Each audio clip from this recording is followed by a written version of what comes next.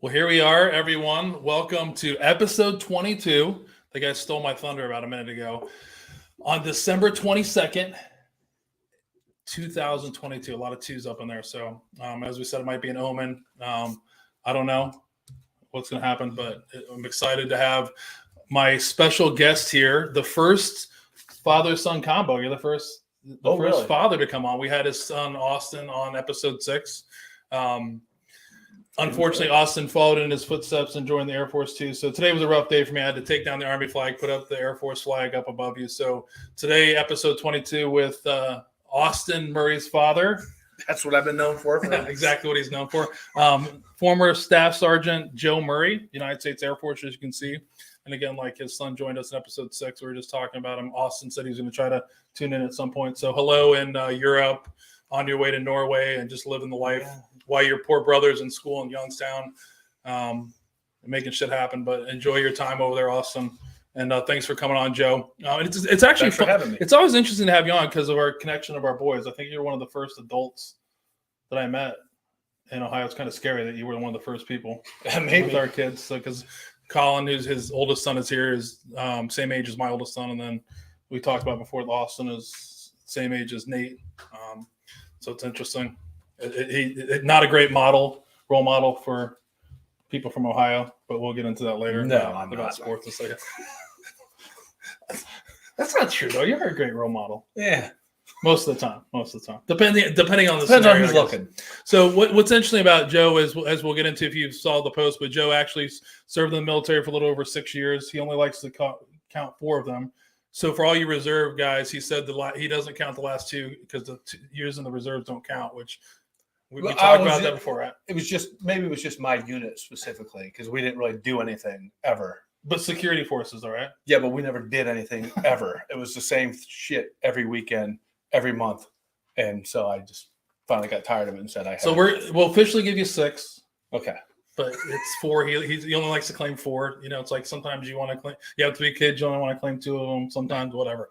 But thanks for coming on. And what's interesting about his time, one of our first law enforcement officers as well. So that's coming on, and we're hoping in next year in season 2 to start bringing in some more law enforcement officers, some firemen, because the term Patriot I think is just thrown around a lot for people in the military. But I feel like for the law enforcement brothers and sisters, and also for the fire department, they're on that same level, I think, right? Well, I'd say probably 50% of our police department is prior military, right, and fire department as well. So yeah, there's definitely a tie over. So that's one of the interesting things to explore. So we'll start off with a police quote, and we're going to end it with another quote as we talk more about Joe. He tried to steal the quote, but I'm a big movie guy. And we've learned now when we're showing them through the ropes that we got to keep the quotes down because they see the quotes, it kind of ruins the whole thing for me at least. Everybody else, no one cares, but for me, it ruins for me. So we're gonna quote End of Watch, which is one of my favorite cop movies. Do you have a favorite cop movie? Oh, I don't know. You gotta have it. There's a lot of them, but like top 2 cop movies. I mean, End of Watch. This should be an easy question. End of Watch is a good movie. That's probably the most realistic one. Right. But just cop movie, I don't know. Tango and Cash for some reason. It's so cheesy that it's awesome. That's a good. There's so you know what I mean? It's such a cheesy cop movie that it's awesome. That's true. So we'll start off with the cop. We'll start off from one of your favorite movies, End of Watch from Officer Taylor. So it's a long quote, but I think it's a good one. It talks about a lot of things that I think are important to people I know, law enforcement, including you and my father and other people that I know. So it says, "I'm the police, and I'm here to arrest you. You've broken the law. I did not write the law. I may even disagree with the law, but I will enforce it. And no matter how you plead, cajole, beg, or attempt to stir my sympathies, nothing you do will stop me from placing you in a steel cage with gray bars. If you run away, I will chase you. If you fight me, I will fight back. If you shoot at me, I will shoot back. By law, I'm unable to walk away. I am a consequence, an unpaid bill. I am fate with a badge and gun. Behind my badge is a heart just like yours. I bleed, I think, I love, and yes, I can be killed. And although I am but one man, I have thousands of brothers and sisters who are the same as me. They will lay down their lives for me and I them. We stand watch together, a thin blue line, protecting the prey from the predators, the good from the bad. We are the police."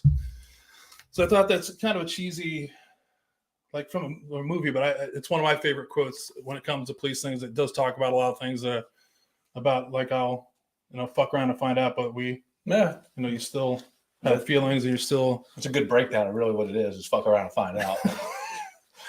But it is interesting. I think that's a great one where, there's like, I know you personally for a while now, and I know you do have a heart.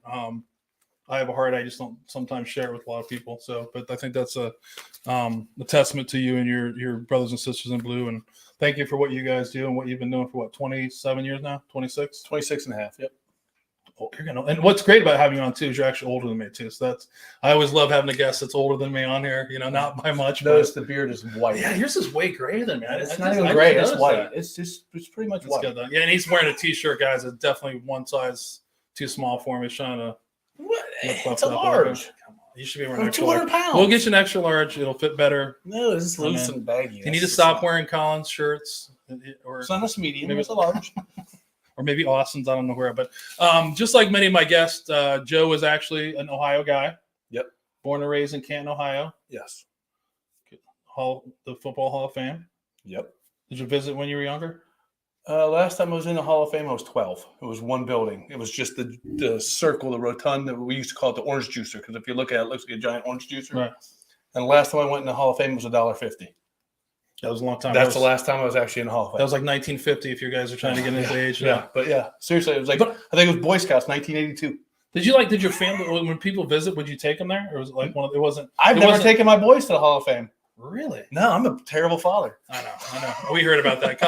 Colin and Austin tells me about it. But seriously, we're going to say that for later on. But I seriously, I've not been in the Hall of Fame in almost 40 years. I've never been to the Football Hall of Fame. Yeah, I played in the football. I played in the stadium, but to actually go in the building, just never went in. Interesting.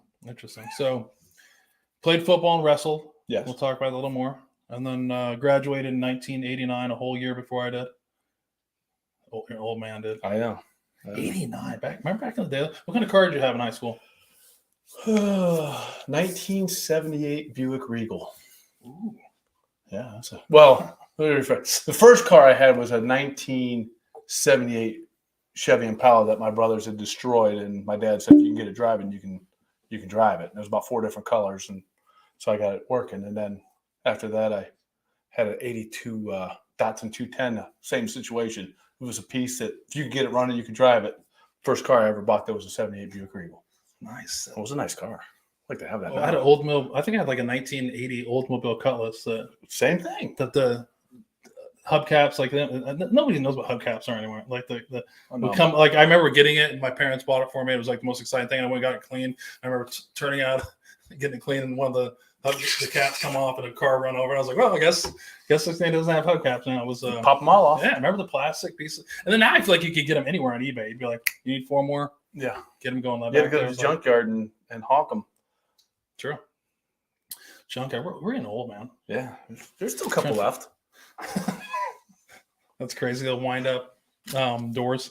So 89. So you messed around a little bit with. We'll talk first about family. So you've got how many brothers? I have 2 older brothers. One that's living now, right, and then 2 younger sisters. Right. And you had some tragedy that happened your junior year.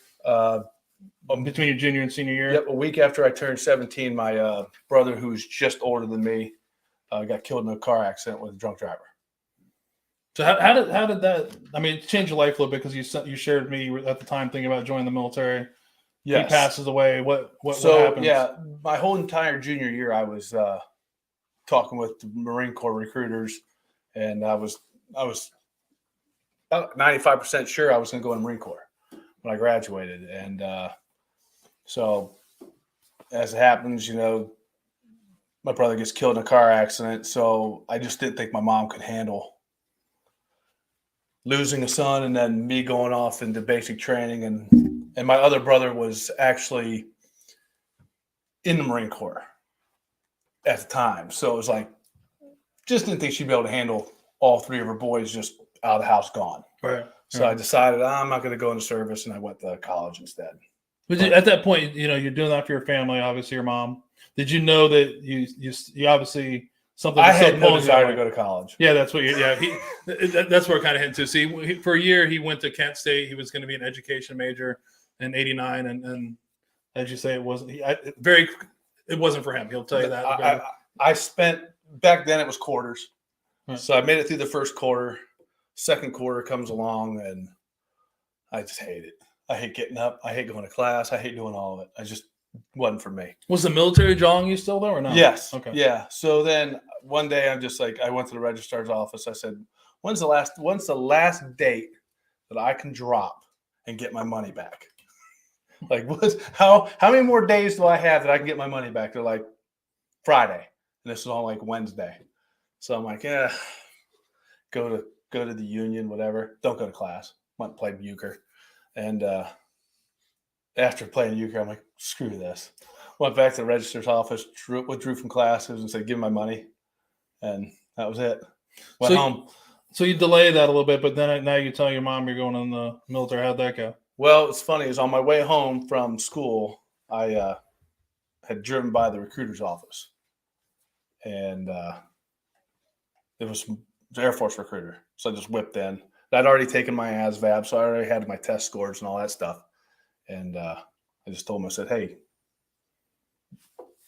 I'm thinking about going into service, want to go to the Air Force. He's like, well, gave me some jobs, this and that. He said, well, I got to check your scores and all that stuff. And then I think he made me take it again because it'd been a while since I'd taken it. And so that was it.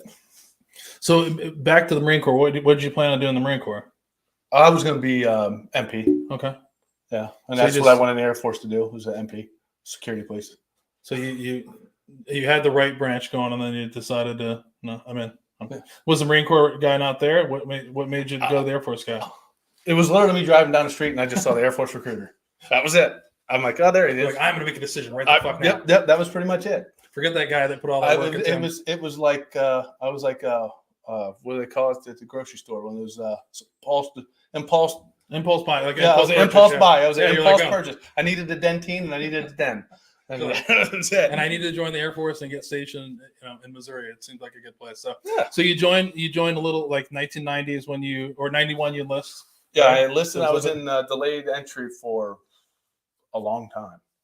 I was in delayed entry for almost a year. So what? Waiting for your job? Waiting for? Yeah, they were waiting. Why? Well, part of it is I didn't want to leave before my brother's wedding. So I told him, I said, I don't want to leave before October because my brother was getting married in October. And he's like, okay. So I went right before Christmas. Okay. So I literally left the week before Christmas. And I got the boot camp, like, why would you come to basic training a week before Christmas? I said, well, my brother only gets married once, hopefully. So Christmas is every year. He's like, okay. Did he only get married once? Well, yeah, he's only been married once. Okay, good. But he's not married to the same person anymore. But he's only been married once. Okay. That's interesting. I don't know if we want to dive into that. It's a different show. different type thing. Yeah. So you like you said before, you become a security policeman, which I looked online is a 3 Papa 0 X-ray 1 now. That seems kind of important there. So that's a serious long. I have no idea. Air Force making everything complex. Their MOS. Yeah. Their rank structure. I can't even remember what the hell my MOS number was. I don't care.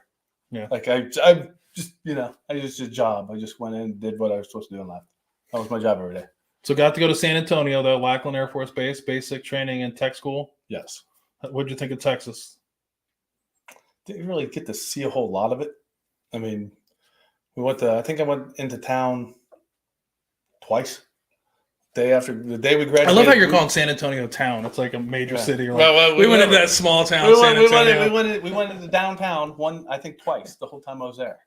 Like the day that I graduated basic training, we all went down. And then I think when I graduated tech school, I went down because my now wife came and visit me. And we went downtown and hung around. Whatever. We know what you did. It's okay. Yeah, Rhonda, we won't talk about that. Yeah, your son's here, so yeah, we know what you're doing. It's fine. But so you graduate from Lackland, and then you get stationed in good old Missouri at Whiteman Air Force Base. Correct. Well, from Lackland, then I went to Fort Dix for 6 weeks for Air Base Ground Defense School, where we learned how to dig foxholes in cold sand. Why don't they teach you that in like your base? I mean, I don't know. Because only the Army can teach you how to defend a base. I don't know. That's just it's those Army instructors. Yeah. So we went to tech school.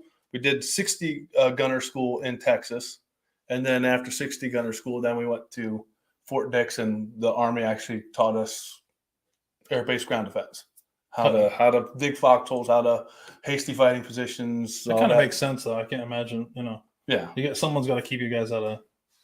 I can't imagine anybody in the Air Force digging a foxhole, though. I don't. Well, I've dug plenty.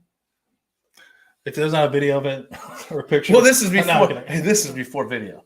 Okay. Never everybody had a cell phone back then. Imagine they did. I was talking to people about that back then. If they had cell phones. Oh, I'm so glad I didn't. Yeah, I don't need evidence of the stupid shit that I did.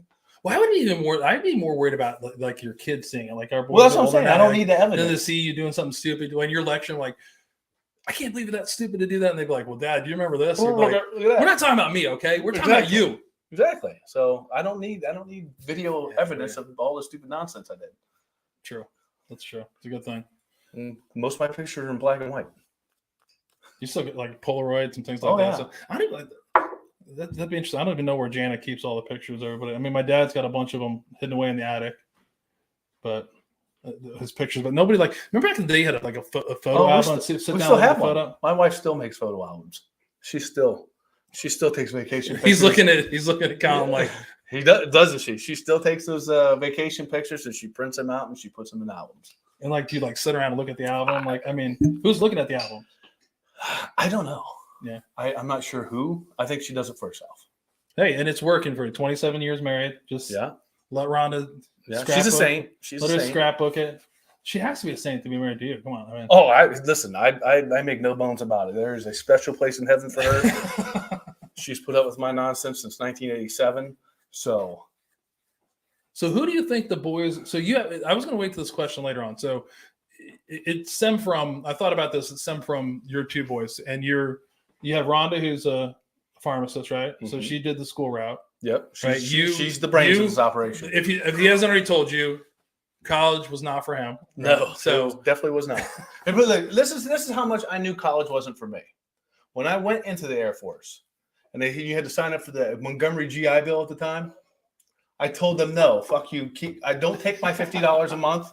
I want that money. They're like, well, what if you want to go to college again? I said, I just dropped out of college to come here. Give me my $50 a month. Do you regret that though? Let's see, I've been out for 27 years. Never once have I gone, I really wish I had that GI money. So that $50 made all the difference to me at the time. Yeah, I don't know if it's the same now. So they used to be they used to garnish. It was like $50 for the first year, right? Yeah. For first 18 months, and you're like, yeah, that's great. Yeah, I wanted that money. Every other veteran I know that did that is like, yeah, I would have thought about that. Hell, I could have been doing this. He's like, nope, no, you guys keep that. Give me my. I want $50. I want my $50. I was having a car payment, man. But it was a lot. Yeah, it was a lot of money back then. The car payment was $126. That was crazy. Yeah, that was a lot of money back then. It was a thought. But that is great. You're like, looking back, best decision I made. Tell them to fuck the Montgomery GI Bill.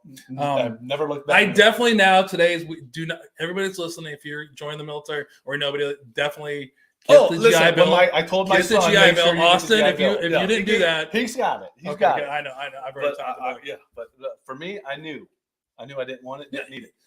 And the times have changed, so you can transfer it. But yeah, it's definitely one of those things. My dad was the same way. I think my dad actually did it.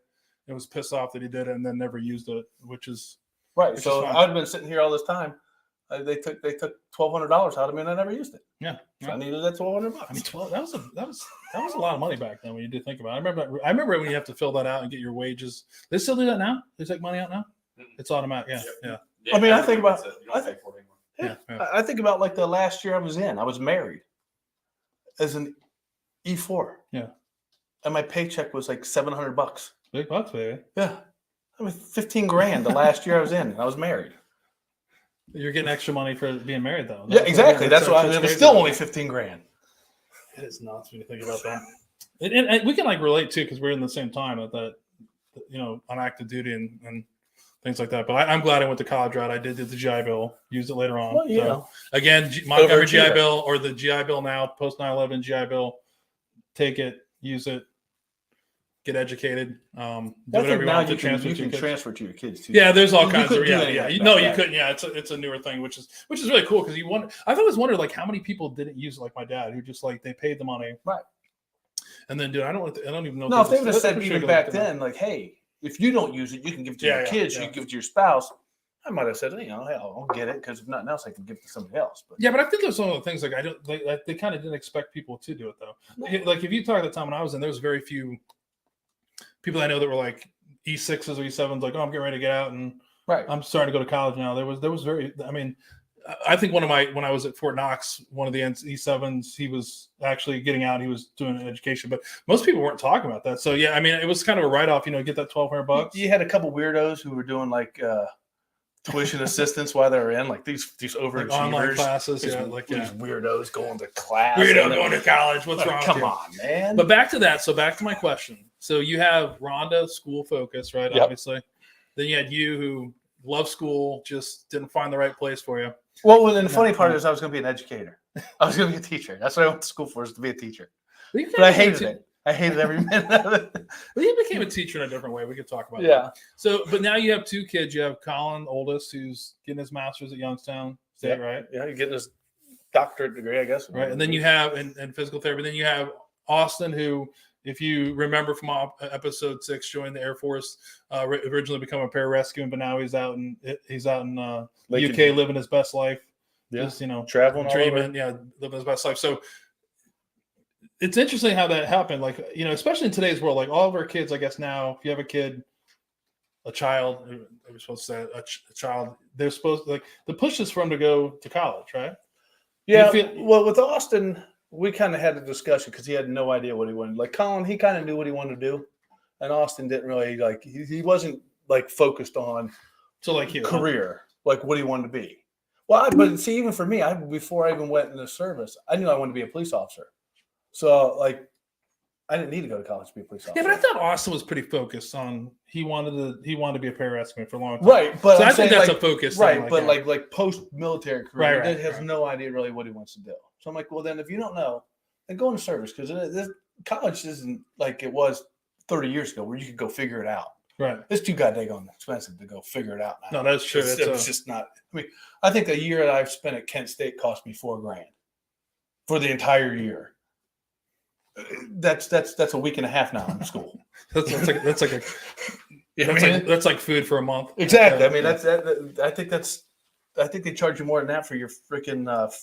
That's 27. That's 27 check-ins at the DPAC, whatever. So. Yeah, that's crazy. No, it is different, but it is interesting to watch. I've known those guys since they all were young, so it is interesting to see. Like, they definitely are I feel like they're more like Rhonda. They're a little more focused, right? But they have a hard cheap shot. No, I mean, they're. I mean, not. We're both kind of harsh, I'd say, right? They're refined. They're refined like their mothers. Like our kids. They just do a good job of snowballing people. Is all they do. They're more like me than people realize, but they put on a very good show around adults. So they're actors, right? Oh, they're fucking phenomenal actors. All right. Especially Austin. Austin can act his ass off. Okay. He's a phenomenal. He was funny because he's a phenomenal. When he got actor. the camera, he was throwing in the dip. It was so funny to see him. He's the biggest bullshitter you're ever gonna meet. Right? He can make you think that he is just, Mr. Perfect, Mr. Polite. Yeah, he is full of shit otherwise. He is only one of the few kids that still call me Mr. Miller, even when he DMs me. Yeah. And then but then when he talks about you behind your back, it's nothing like that. I just feel like it's interesting to see like your kids growing up, and the same thing with mine. Like you see the good parts they have from us, like and then I'm not sure what parts those are, but sure. They've got some good parts. I mean no, from you. I don't know. Yeah, that's true. Kids got. Come on, what did Jana pay to say that? That's messed up now. I think about that a lot. People say that a lot, though. Should I worry about that? I don't really care about. You might want to start. No, I don't care. No, it's the same thing, but there's different. It's just interesting. I thought that was one of the fun things when you talked about. I know you didn't go to college and you just talked about it, but it is interesting to. Yeah, it's interesting to have that parent. I think because it is one of those things I still struggle with today when you have kids nowadays. Like my kids, I push like the STEM stuff. Gabe's getting ready to go. Like he wants to, he's getting ready to figure it out. He's got some baseball opportunities, but he wants to be an engineer. So now we're waiting on to hear from a school that he's going to go and doesn't want to play baseball. If he gets into school, he's done playing baseball, and you're like, but in today's world, everyone's like pushing all these kids towards school. Well, the funny thing is even as much as I disliked going to school, the boys will tell you both that I was probably more strict on them when it came to schoolwork than my wife was. Like, I'm the one when they would get home from school, I was the one that was home usually. So I'm the one when they walk in that door, like, eat a snack, sit down, do your homework. You don't get to leave the house. You don't get to go do shit until homework's done. Colin's over there going, and like he's on the ground like having PTSD. When they had their spelling words, like every week I would be like, okay, well, let's do spelling words. And so I made that to be a habit for them. Were you trying to make them hate school, or no? I'm joking. No, I just wanted them to, because I didn't want it to be like me, because I was that kid who, part of the reason why I hated college is because I had no idea how to do college. Because I was in high school and I never did homework. Yeah, I've never studied for a test in my life, and I got a B's. Well, you can do that in high school because I could just listen and figure out what the hell's going on. I got to college, you can't do that. Yeah. So all of a sudden, it just didn't work. So I'm like, okay, I don't like this because now I feel like an idiot. So I'm getting the hell out. So you think that's what my ball went home. I'm done with you. Exactly. That's pretty much what it was. I want to learn. I want to be here, but I don't know how to. I never learned to read. No. But seriously, I really was part of the issue for me. I didn't know how to do college, and I didn't know how to study, so I felt like an idiot.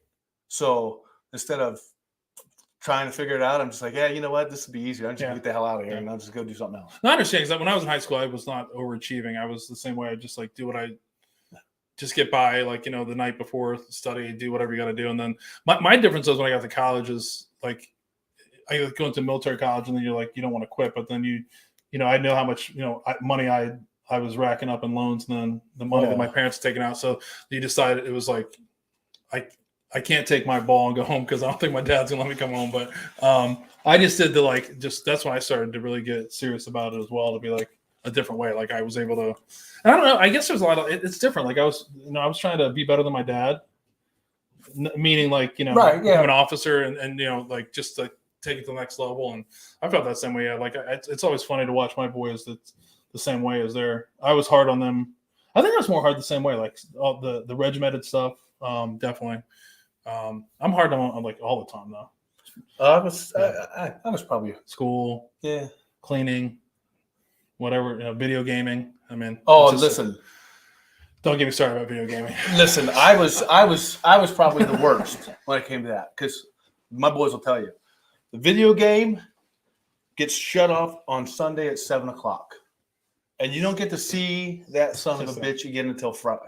Wow, dude. You don't get to play it during the week. Was this like prison? Did you have bar? And listen, if you fell off the honor roll, I took the cord. Yeah. And I put it in the safe. And Colin got a 3.49. That's not on the honor roll. Way to go, Colin. I took the power cord to the Xbox, and I put it in the safe and said, "You'll see it next grading period." Jeez. And he still came with you to this? And he never fell off the honor roll again. No, it's true. So it worked. My thing is about that. Whenever you take video gaming, I would freak out about it. But I was the worst because I was more worried about afterwards when they're complaining and screaming. In the aftermath, I couldn't deal with. I'd be like day 2, they're bitching and moaning. I'm like, I can't take you. Just take it. No, my resolve was too strong. No, we're structured different. I was way too hard headed for that. So back to the boys. So you got the school thing. You were tired. So who gave them the music bug? Because Colin, musician as well. Austin, you had him on there. Yeah. Well, so where did that kick in? I sang in the choir in high school and was involved with the school plays. And then my wife, she was in the band and orchestra. She played the flute. And then at Ohio State, she was the only member of the Ohio State Symphony that was not a music major. Oh, cool. So she's got the music. I guess we both have a little bit of music stuff in us, but she's the musician. And like I said, I sang in the choir for. So the boys got the acting from you from the theater, like being probably. God, I would love to see a video of you. What Hey, roles did you play in theater? If you can find VH1s before they were stars, I was on that because a guy that was in 98 Degrees. Remember the funny thing is most people have no idea. I watched it like VH1. They're like, what? The boy band. Are you talking about VCR? What is that now? The boy band 98 Degrees. Jeff Timmons went to my high school and he graduated 2 years behind me. And there was a production of Guys and Dolls. And wow, I'm gonna have to research this. Yeah. So I saw it one time on VH1 before they were stars. I need to see that. You in theater? That's great. No, but it is funny to watch. Like it's always watched to see like they have your boys have that like. It's always amazing to watch. Like whenever you see videos come across Facebook of like Colin playing the piano and then both of them, you're just like, the memories come up and I got to repost them because the piano sits quiet now. Is that weird? Yeah, every once in a while I go out there and hit notes on it just to make it see if it's still working. like it sounds like crap, and then the evil like. Yeah. I can do like the opening of "Lean on Me," and that's it. You get like 12 notes. You're like, no, walk away. Yeah, that's what. Rhonda, we're done with this. Yeah. So how long? So any plans to get rid of the piano? No, well, whenever when the boys have decided, we have a grandfather clock in the house and the piano. So Colin wants the piano and Austin wants the grandfather clock. Austin, I got to tell you, Colin's got a lot bigger than last time I saw him. He's going to take the piano. You have no choice. You're going to enjoy the grandfather clock. Yeah. So I think they've already agreed to it, though. I think it's already kind of been worked out. I don't know about that. So who plays the piano better in your mind, Colin or Austin? I'm putting you on the spot here. Ooh. Colin plays better because he practices more or would practice more, but Austin has more of a natural ear.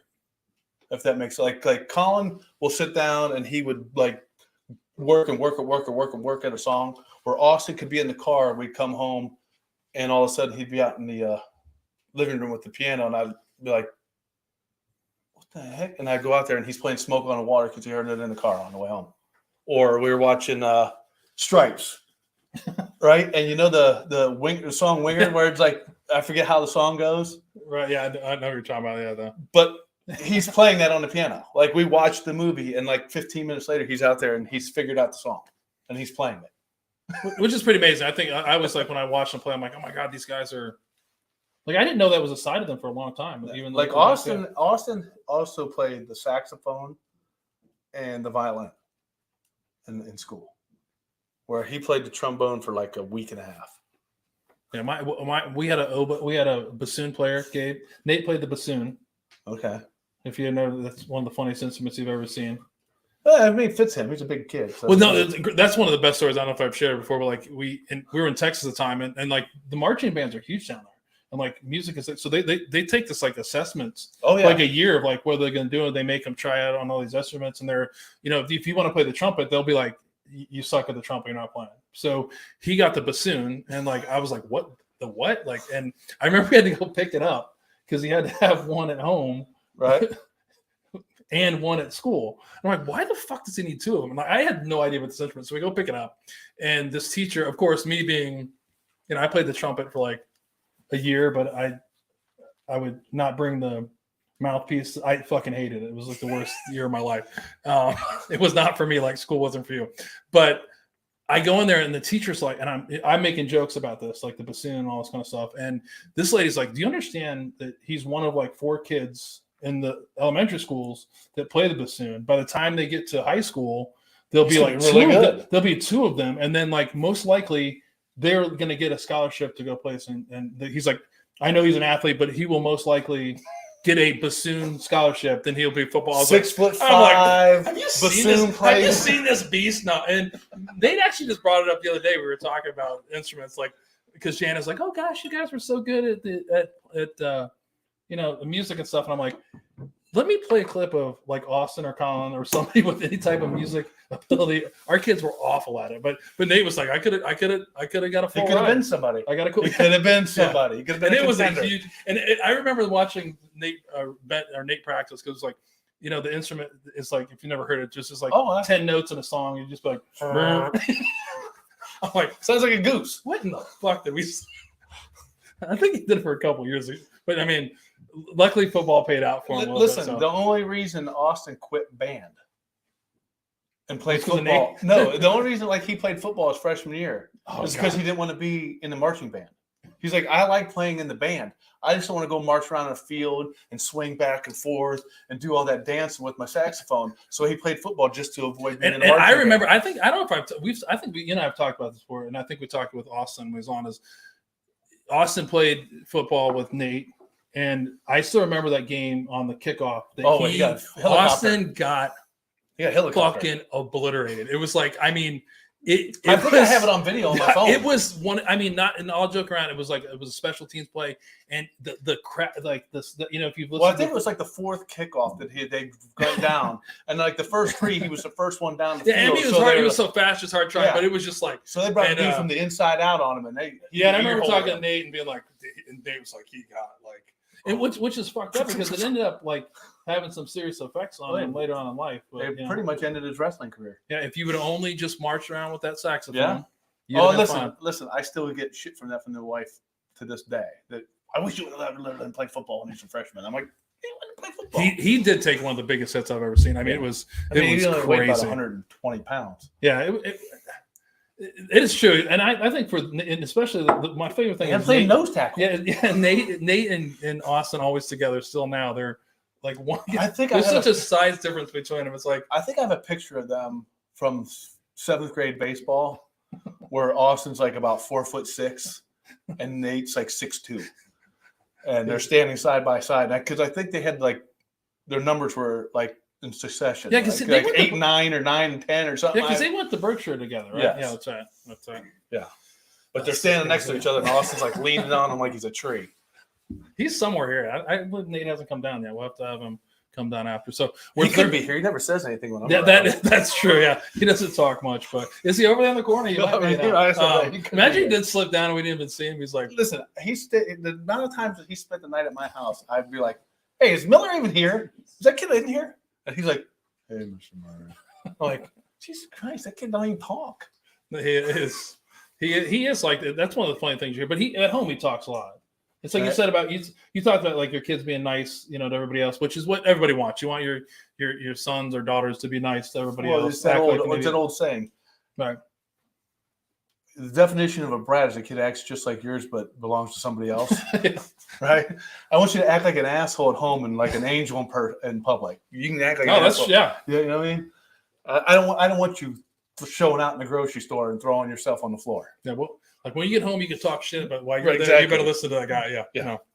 That's what but he is. It's the same way. When he's here, he's with his brother. Yeah, I wish I wanted a video. Like he would hate to do it if I did it because it would bother him. But he does talk a lot when he's around his group of yeah.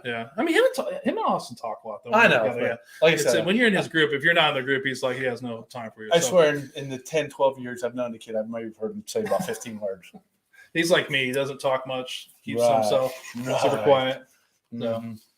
But you do hear that a lot about Nate. It's funny to hear. So we're 38 minutes in. We're like 36 minutes further than what Jason usually likes us to talk about the first whiskey. You can see it's worked up that we didn't start, and we were talking too fast, so we got to get the first featured whiskey in for Jason. He's probably stressing out over there. So. This is whiskey, right? Not really though. It's more. It's not. It's. I mean, no. We're trying not. Everybody has a whiskey show. That's not. I mean, we talk a little bit about whiskey. That's not the point. I guess. Hopefully, whiskey brings out what we need to talk about. That's the whole idea. So you brought something I haven't had in a while. You said you get this when you can't get the good stuff. Your good stuff. Well, when you can't find the Buffalo and you can't find the Eagle Rare, which you can never find. Like last week, I was at the store and the guy in front of me got the last bottle of Rare. So did you get on Facebook? No, but I did get a big bottle of Buffalo Trace. There you go. But I already had a couple bottles of Buffalo Trace at home. So I wanted the Rare. Yeah, we laugh like if you're in the whiskey world, like just hearing them say those are the good things. We just everybody the big whiskey guys here are just like. Well, it's not even. Joe. I guess it's not even so much the good ones, but just the ones you can't get me. No, don't get me wrong. We have talked about it. Sazerac has everybody like. Don't get me wrong. Buffalo Trace is great. Eagle Rare is great. Before he was looking at a bottle like Weller 12 and being like, "This is great." They are good, but there's tons of other better whiskey to try, and we just like it's just one of those. I guess it's just because you can't ever find it. So when you find it, and that's probably by design. Yeah, hey, we'll make it so you can't get it. So when you do get it, you're like, they are definitely Sazerac Sazerac is very good at the, but it depends on the state you go. There's a lot of things we talk about. Whiskey, it depends on the market where they have things. Like you can go to Michigan and still find, Buffalo Trace you can wear pretty fairly. There's other states like, for example, Ohio, huge with Weller. You can't get those in other states. So it just depends. There's a lot of things. But Sazerac is crazy. You can't get Weller in Columbus very often, but I can go to when I go to Toledo to visit him. Yeah. On the shelves everywhere. Yeah, because down here, everybody, it's like money. It's like right. Weller is like cryptocurrency. Yeah. In Central Ohio, you can. I'm surprised no one's bought a house with Weller yet. It's been how many years? Like 4 or 5 years in Weller Antique. Someone's gonna go to a realtor and be like, or a bank and be like, "Hey, I'll buy this house. Here's 37,000 bottles of red Wellers," because everybody puts an S on the end of it. We were talking about that, like. You go to Kroger, not Kroger's. Myers. Yeah, Weller's. It drives me. Illinois. But it's all those great ones. So we have a different. We haven't had this before, so we'll share some. Are you? Yeah. Well, he has to take it slow because what we haven't shared is he just went through a major surgery. I'd say. Yeah, 5 weeks ago. Tomorrow. Yeah, lost a kidney. No big deal, right? Yeah, took a kidney. Yeah, no big deal. You got another one, right? Yeah. So I really haven't drank a whole lot since. In the last year, because I've had kidney stone issues where I was throwing stones like a dump truck on a gravel road, and that sounds pleasant. I don't want to be drinking more, feeling that. Well, yes, that's fine until the wife's giving you the old stink eye. Like, should you be doing that? And, don't worry, she's working. Yeah. Okay. So Jan is not down here. Telling us. I had a stint in from July until November. Ooh. Yeah. So because the kidney wasn't working, so they finally said, "Well, you're." I had a lithotripsy, and I think the lithotripsy destroyed my kidney, where they do the sonic thing. Right. And then right after that, like my kidney function went. So, of course, I'm never going to say it was the lithotripsy that did it. But so they're like, yeah, we're going to take it. So they took out the kidney, and I'm like, well, while you're in there, fix my hernia. So I had 3 hernias. They fixed those at the same time. And now you're ready to go. Now you're rocking and rolling. Yeah. I swam this morning. Back into the medium T-shirts. Yeah. Yeah. Swimming. Yeah, swimming. Get to go back to work on Monday. Full regular duty. That quick, huh? Yeah. God, they're like, Columbus needs cops. They're like, get back in there, Joe. Yeah. You're missing an eye and arm. Get back in there. Kidney, get back in there. We need you. Get back on this. So we'll talk about your pour you brought. You ready to? I'll try it here. Yeah. So it's from the James E. Pepper Distilling Company, which is located in Lexington. The Pepper family brand is one of like the old time distillery names. It goes back all the way to like the American Revolution. Ran into a lot of problems in the 60s, like a lot of whiskey companies did. Like 67, they ended up like going out of business. But what's interesting about them is they actually owned 2 big distilleries before they went out of business in the 60s. They actually owned the site that is what everybody would know as today is Woodford Reserve, and then also the James E. Pepper Distillery that in Lexington. But like I said, in the late 60s, whiskey was really sucking, and both of those were abandoned for almost like 50 years, I think. And then in 2008, the brand was relaunched by Amir Pei, and when they relaunched, they made some strategic partnerships with, we've talked about here on the podcast, and people know, with MGP in Indiana, but also with the Bardstown Bourbon Company and Bardstown. So they partner with them to get their whiskey on the market. And a lot of the products, like you've seen, like this one here, I wanted to look at, but this one's actually is one of theirs. This is actually distilled in Indiana. It's MGP. So they're in the middle of that partnership is what allowed them to relaunch. They went to a big reconstruction to build the James E. Pepper, the distillery. If you haven't seen it, it's gorgeous now. But I think that finished in December 2017. And then they were able to then start distilling their own juice again, like with their old recipe back up until, from the American Revolution to the 60s. This is one of their signature brands, the Straight 1776. It's 3 to 4 years old, 100 proof. This mash bill is 60% corn, 36% rye, and 4% malt, 4% barley. And it's either, depending on the bottle, it's either MGP or actually Bardstown Bourbon Company. So if you see on the back what yours says Indiana, this one's an MGP. And if you see one that says Bardstown, that's Bardstown Bourbon Company. And I don't know when they'll be able to have their own distillate of this. So kind of interesting. I didn't know that they had partnered with the Bardstown Bourbon Company. I got some. But which was he interesting. poured it while he was waiting on you. He was waiting on me while I was doing my spiel. Man, I'm doing the spiel for the brand here. I mean, come on. I can't just be like, No, it's James E. Pepper. He poured it 20 minutes ago. Oh, come on. Wow, I'm getting. This is my first heckling from the audience over here. He's all mad because the jambalaya guys, the rice was a little al dente. I'm in. He's a little bitter about it. Not mad. No, It was still good. You all ate it. are we giving him? I'm not complaining at all. It was very good, but I haven't had this in a while. It's good. It's got that. Yeah. You can tell it's young. The 3 to 4 is a young age for whiskey. But it's I'm good still though. new to the bourbon game, so I was a Scotch guy, and then one of my buddies turned me on to bourbon, so I started making a transition. Yeah. So, and I'll be honest with you, I bought this based on the bottle. That's how, I did. I'm like, that bottle looks kind of cool. I'm going to try that. And That means cool. It's got Born with Revolution. It's got the snake on it. Yeah, That's a cool. But that's what whiskey is marketing the Right. bottle. I mean, don't.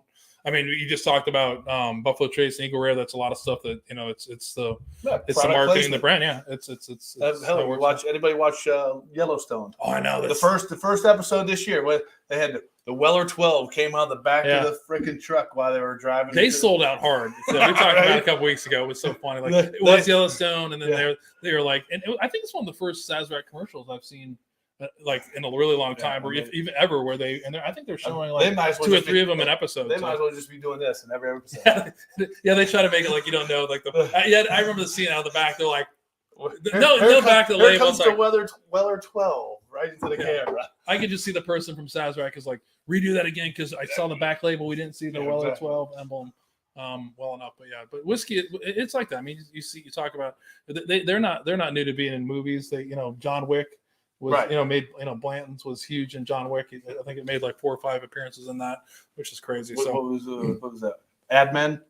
I don't think I saw that one. Ad Men was an AMC. I think that was Blanton's was in that left and right. So It is market placement. They're doing a great job at it. So thanks for sharing that. It's a good one. I haven't had it is younger, but it's good. It's a nice proof. Tastes a lot.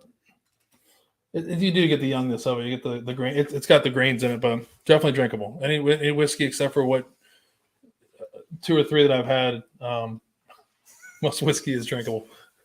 And it didn't make me drink scotch like Austin did. I'm not a big peaty scotch guy. I think that's what I was dreading. Like he's gonna bring some bottle of scotch. I'm gonna be like, bring you some Macallan. oh, McAllen's isn't that bad. I mean, No, some peatier stuff is when you get to like Lagavulin and No, that was pretty bad. this stuff when it gets too peaty. So back to you now. We talked about we talked about a lot of stuff. We jumped forward to the kids, but we gotta rewind a little bit. Talk about you come out for active duty.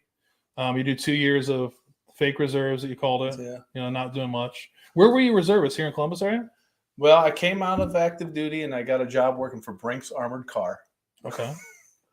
And I worked for them from pretty much like January until I started the academy in May.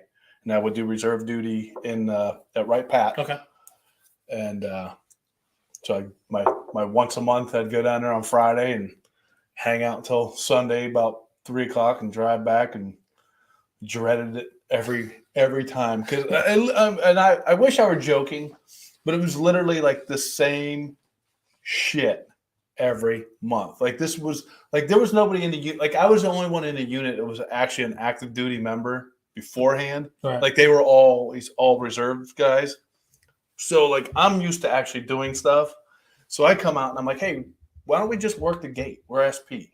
Like we work gates. Like, whoa. Like why don't we just instead of closing the gate on the weekend, why don't we just like take turns working this gate so we can just do something? Nah, we're gonna go over to the warehouse over here. We're gonna move boxes around. Listen, Murray. Yeah. Chill out. I mean, listen, I spent one weekend golfing.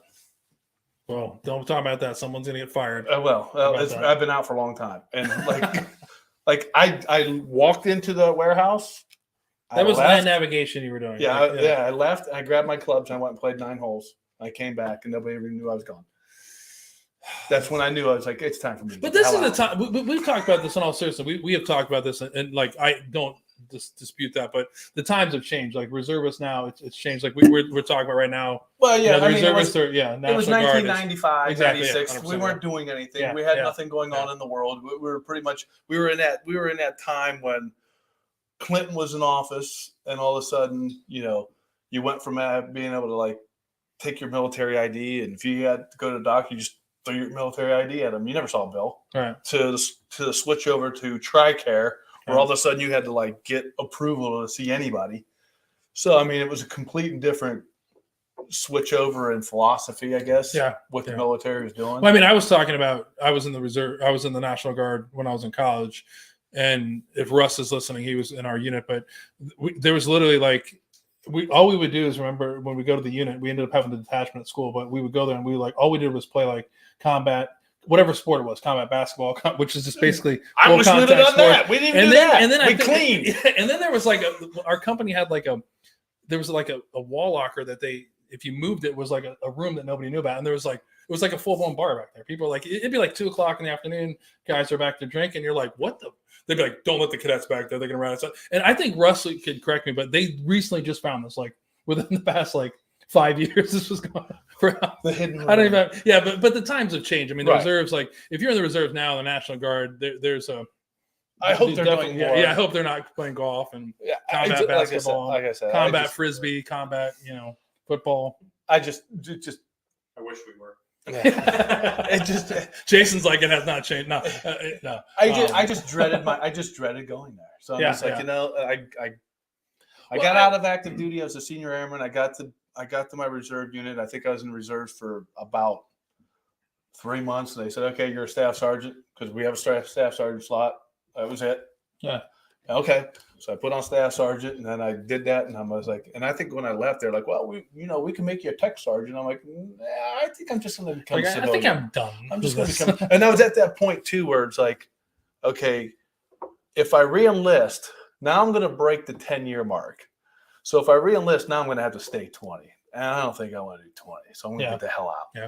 I mean, your life would have changed drastically too if you would have stayed in. Oh, I would have. Exactly. Yeah. And I think one of the guys I know, he was the security police. He might have been in your same unit at Rickenbacker, but he also talked. He was security policeman with you, and he always talked about. He's like he'd be out there guarding like aircraft during like air shows and stuff. And he's like, we had weapons. We never had ammo. Right. Like, we're out there. Like if these people knew right. that we were we're guarding like a $1 million jet, and you could take it because we don't even have any ammo. He would just his name's Mark. He would just laugh about that. He said the same thing you did about being a security policeman in the reserves at the same time. It was not the no. I mean, and when I was in active duty, when I was at Whiteman, when I first got to Whiteman, it was a nuke base.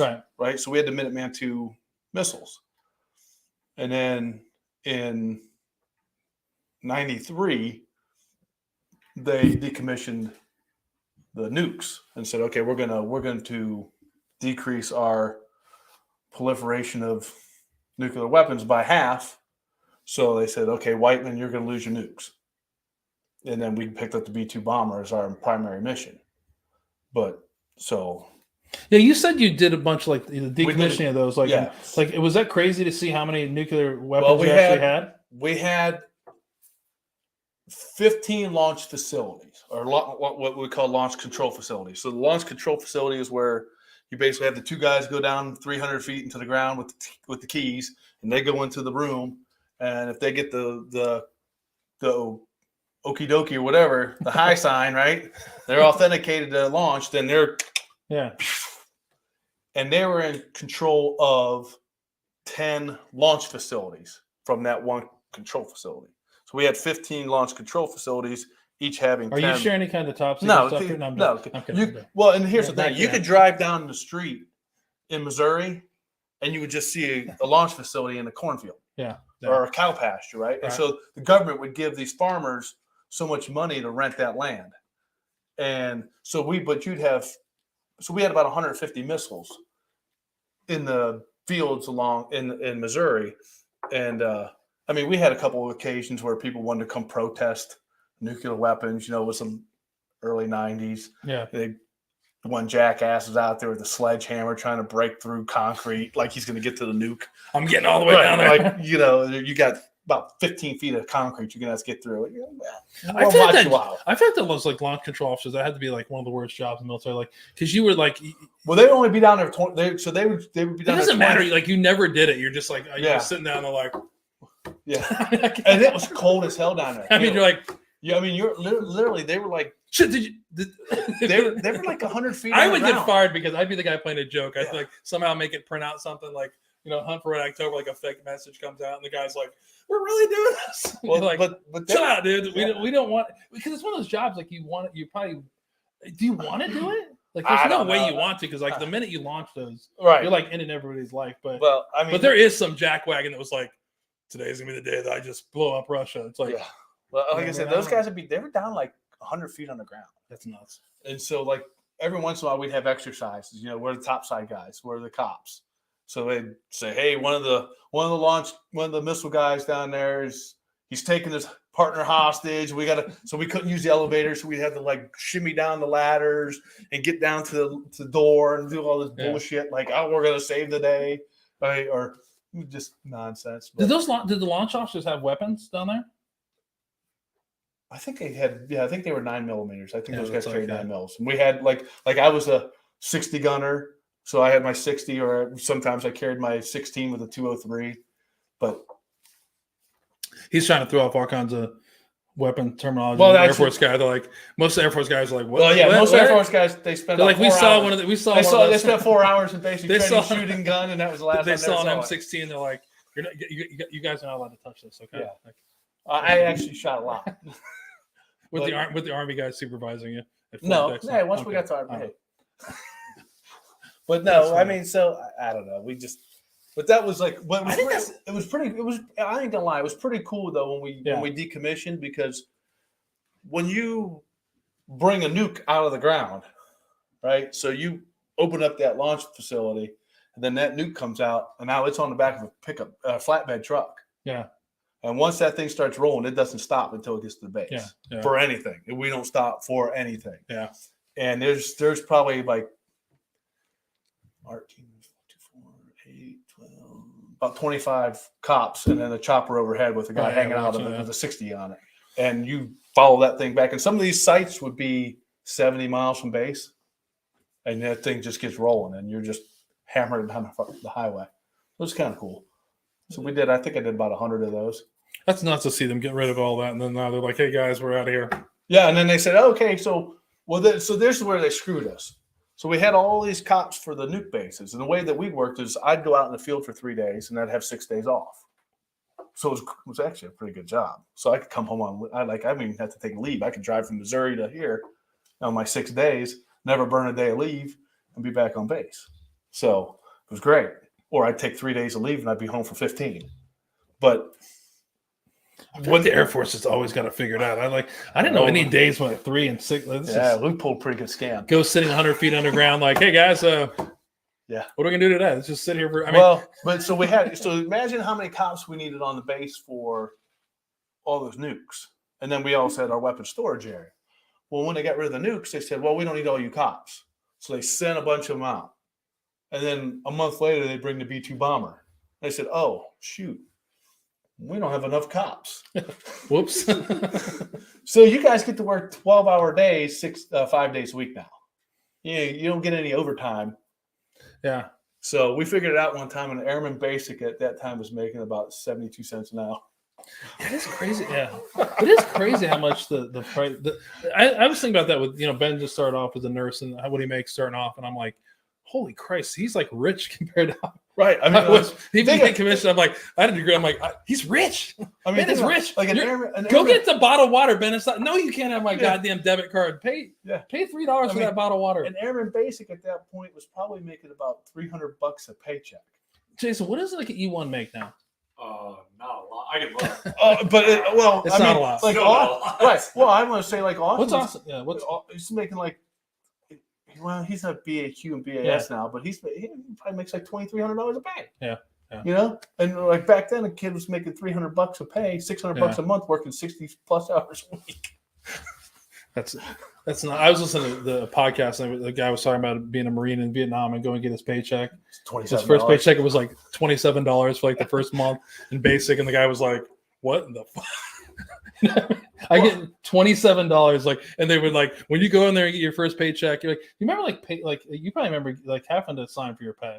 Oh Like, like before he we was got direct deposit. Yeah, he was talking about that, like, and he's like, you just go in there, all you do is, salute, say thank you, and take your money. And he was like, 17. It was like $17 or something ridiculous. Well, but like, can you imagine? Like that's crazy. I mean, I've talked to my dad about like when he went in the 60s. You're like, holy shit. I want to say like when I went in, I think my first paycheck was like $226. Yeah.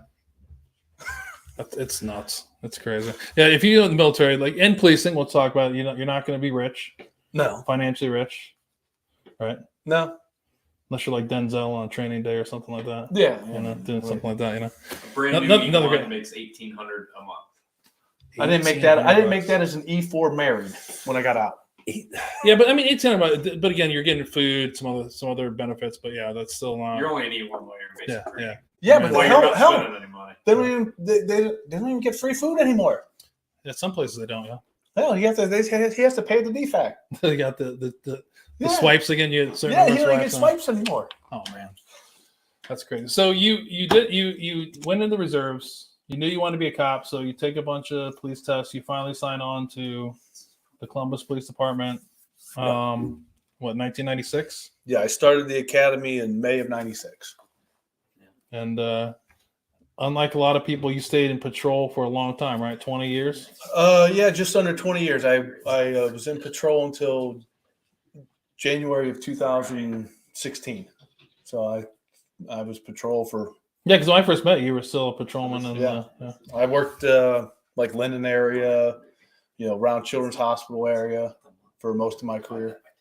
So but not normal. I mean, that's a long time for like a lot of people move into different jobs. I mean, there's a lot of guys who spend their entire career in patrol. Right. Like I know guys who've spent 30 years in patrol, and it's like they like it. Right. Or like I know guys like me. I was in patrol for 20 years. And I'm like, my body was starting to break down. I'm like, I need to try something else. I took the sergeant's test, and I just missed getting promoted. So I'm like, I took a school job as a SRO, and I did that for 4 years. Let's go back to patrolling, like 20 years. He's just blown through 20 years of patrolling. Like we have our first cop on here. We got to talk about capers. Okay. We got to talk about what's interesting is like, I think, when I didn't know that about your brother passing away. So you started young age, dealing with, a not very good thing. Some tragedy struck you. And then 20 years as a policeman, you obviously are going to see some pretty shitty things. I've seen a lot of shitty things. Yeah. Yeah. So I mean that's so and what's why we talked about broadening out to policemen and firemen, because the same thing as military people, we're killing ourselves at an astronomical rate, just like policemen and firemen and people like that. So 20 years, you've probably seen the best of people and the worst of people, right? Oh yeah, absolutely. So what's the best? Let's start with we'll go. Worst. What's the worst you've seen in people? How do you sum it up? A story? An experience? Seeing a 6-month-old shot in the back of the head. Right. That's one of those things that you're not programmed as a human being to see that. Right. Or stuff like that. And it's funny is I used to tell kids, like, even like when I left patrol and went into the school, and I'd have kids ask me like, hey, Officer Murray, why is it sometimes when I run into an officer on the street, he's an asshole, he's this, he's that. And I said, well, did you ever stop to think of what he just left? I'm like, what do you mean? I said, well, if I go to a call where this kid's being sexually abused by his uncle and he's 4, right? And I got to deal with that. And I got to talk to this kid. And I got to, give this information to detectives and all this stuff. Well, I don't get to just dump that, right? Or I don't get to go home, right? I have to now, okay, you're done with that call. Now go take this next call. And that next call may be the most mundane nonsense. Hey, my neighbor's dog shitting in my yard. Now, is that person going to get the best version of me when I get there? Probably not. I'm going to be, 100%, I'm going to be a little raw, right? I'm not going to be in a good mood when you see me. Yeah. So, and I try to explain that to people, like, you never know. It's not an excuse for officers being assholes, but it is, a reason why sometimes guys aren't always, you're getting the best version of them. And gals, because, come on, right? Yeah, guys and I'm girls. trying to help right? out here. Well, yeah. it's the reason why you might not get the best version of somebody because you know where they're coming from, and 9 times out of 10, they're coming from someplace. Yeah, that's not. Yeah, that nobody wants to see. Nobody wants to walk into a house and you see a house full of they got no money, right? They don't got no food in the house, but got 4 dogs, and those 4 dogs are shitting all over their house, right? And it's disgusting. And you got your kids laying there, and you're like,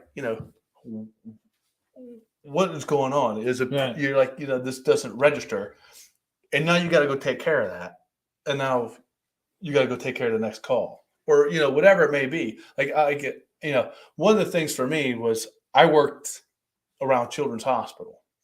At my cruiser district back in 2004, 2003 was Children's Hospital. So anytime a kid got jacked up in the city of Columbus, they would get sent to Children's Hospital. So when that kid's being transported to Children's Hospital, they would say, 124, can you go to Children's Hospital and check the condition on the kid that this happened to or this happened to? So I swear it was like 3 weeks in a row. Every kid that got jacked up in the city, I had to see. Kids getting run over by drunk drivers in their front yard. 4 of them get killed. Right. Kids getting electrocuted on the Town Street Bridge. That kid. Or kid, gets into dad's crack. Or just whatever it is, right? And so I got to see that stuff every day. Yeah. And then I go home and I got 2 kids at home that are like the same age as 2 and 4, and I'm like, it starts to wear on you. So, so when people say, hey, that guy's kind of standoffish, there's reasons why sometimes we kind of like retreat into our own, Oh yeah, I mean, you're pissed off, you're irritated. Yeah. What's interesting to me is like, you said it was funny. Like I had a conversation with somebody maybe like a week ago. Let's just say, my oldest son's a nurse, and we were talking about he wants to go to the ED, the emergency department, and like one of my biggest fears, like for him to do that, is like you're gonna see like death, like right. Oh so, yeah. And this person's like, oh yeah, it's like, but they're in the medical field, they get used to it. I'm kind of like, man. Anytime I've seen death, I don't know if you ever get used to it. Like if you get maybe you like and this you is get desensitized to it. Yeah, but getting used to it, you're not. If you were to go back and watch this about 10 minutes ago when you started the conversation about a baby being shot in the head, you're desensitized, but you're not over it. You like I can just see watching you go back that moment. So that's the scary thing. It's like, but yeah, in that job, like that job as a policeman, his job in the military, job as a nurse in some fields, like you do become desensitized to it. But but that's what people say, like, oh, you get used to it. Like I don't know how you get used. Like once you've seen certain things, you can't ever unsee them. Does that make sense? Oh, absolutely not. But there's also it's a strange. I don't know if it's everybody has it. Probably everybody has it, but it's just more refined, I guess, in people who make like combat people who are in combat or police officers or firemen who see it over and over and over again. That you almost become disassociated with it. Like when my father died. It was like, okay, I have a job to do. I got to get this done. Like it was like, okay, it was almost like me arriving on a scene. Yeah. Like, okay, I've got so many different things that I got to get done that I don't have time to worry about the grieving right now. I got to get this stuff done. And then so it just all gets compartmentalized. Right. And the problem is the guys who compartmentalize and then don't ever like take it out of the trunk. Yeah, and figure out how to like work through it. Right. Those are the guys who have the issues. And luckily for me, I figured out a long time ago. So yeah, what was your how do you do it? I don't drink a lot. Like I am one of those people. Like my boys will tell you, I was never one home. I never come home and just popped the beer and came home. I am a 1 glass, 2 glass on the weekend guy. That's it. Except when Ohio State's losing. No, even then I don't drink. Right. Even then I'm just like I'm 1 or 2. And that's it. And I exercise. Right. Like that was my thing. I exercised or I threw myself into my kids' like I coached my kids' baseball teams. I coached my kids' Studying, making hockey study. team. Yeah. I coached Yeah. wrestling. So like I just made sure that I was busy. Yeah. And I think that's interesting to say because I think everybody's so different. Like I feel like you're judging me about drinking. No. But I did the same things for a while. I mean, no, it's honestly like, it's funny you say that about your dad because when my mom passed away from cancer, it was the same thing. Like I didn't grieve until a while after because I was like, hey, I'm the person now that has to like, I got to be the strong person. I got to be the person that does. I got to be the person that does. I got to be the I was there when my mom passed away. My sister, my dad weren't, and I was like, that was almost like a badge of like, well, like I felt like I was like, yeah, let me like, I don't want them to see that, like, you know what I mean? But later on in life, it that compelled me into like. I got crazy into marathon running and Ironman because that's the way I dealt with it. But at the time, I was like, I want to be that person because I've seen it, I've dealt with it. I'm the one who's gonna not like collapse, but at the same time, I was struggling just as much as anybody. Well, it's like I have my older brother. He's 4 years older than me, right? And my mother thinks he hung the moon, right? When it comes to anything, right? He's perfect. But when the shit hit the fan, she called me, right? Because she knew I'm a taskmaster. Right. I'm just going to get tasks done, and I'm just going to we got to get this done, and we'll worry about the rest of it later.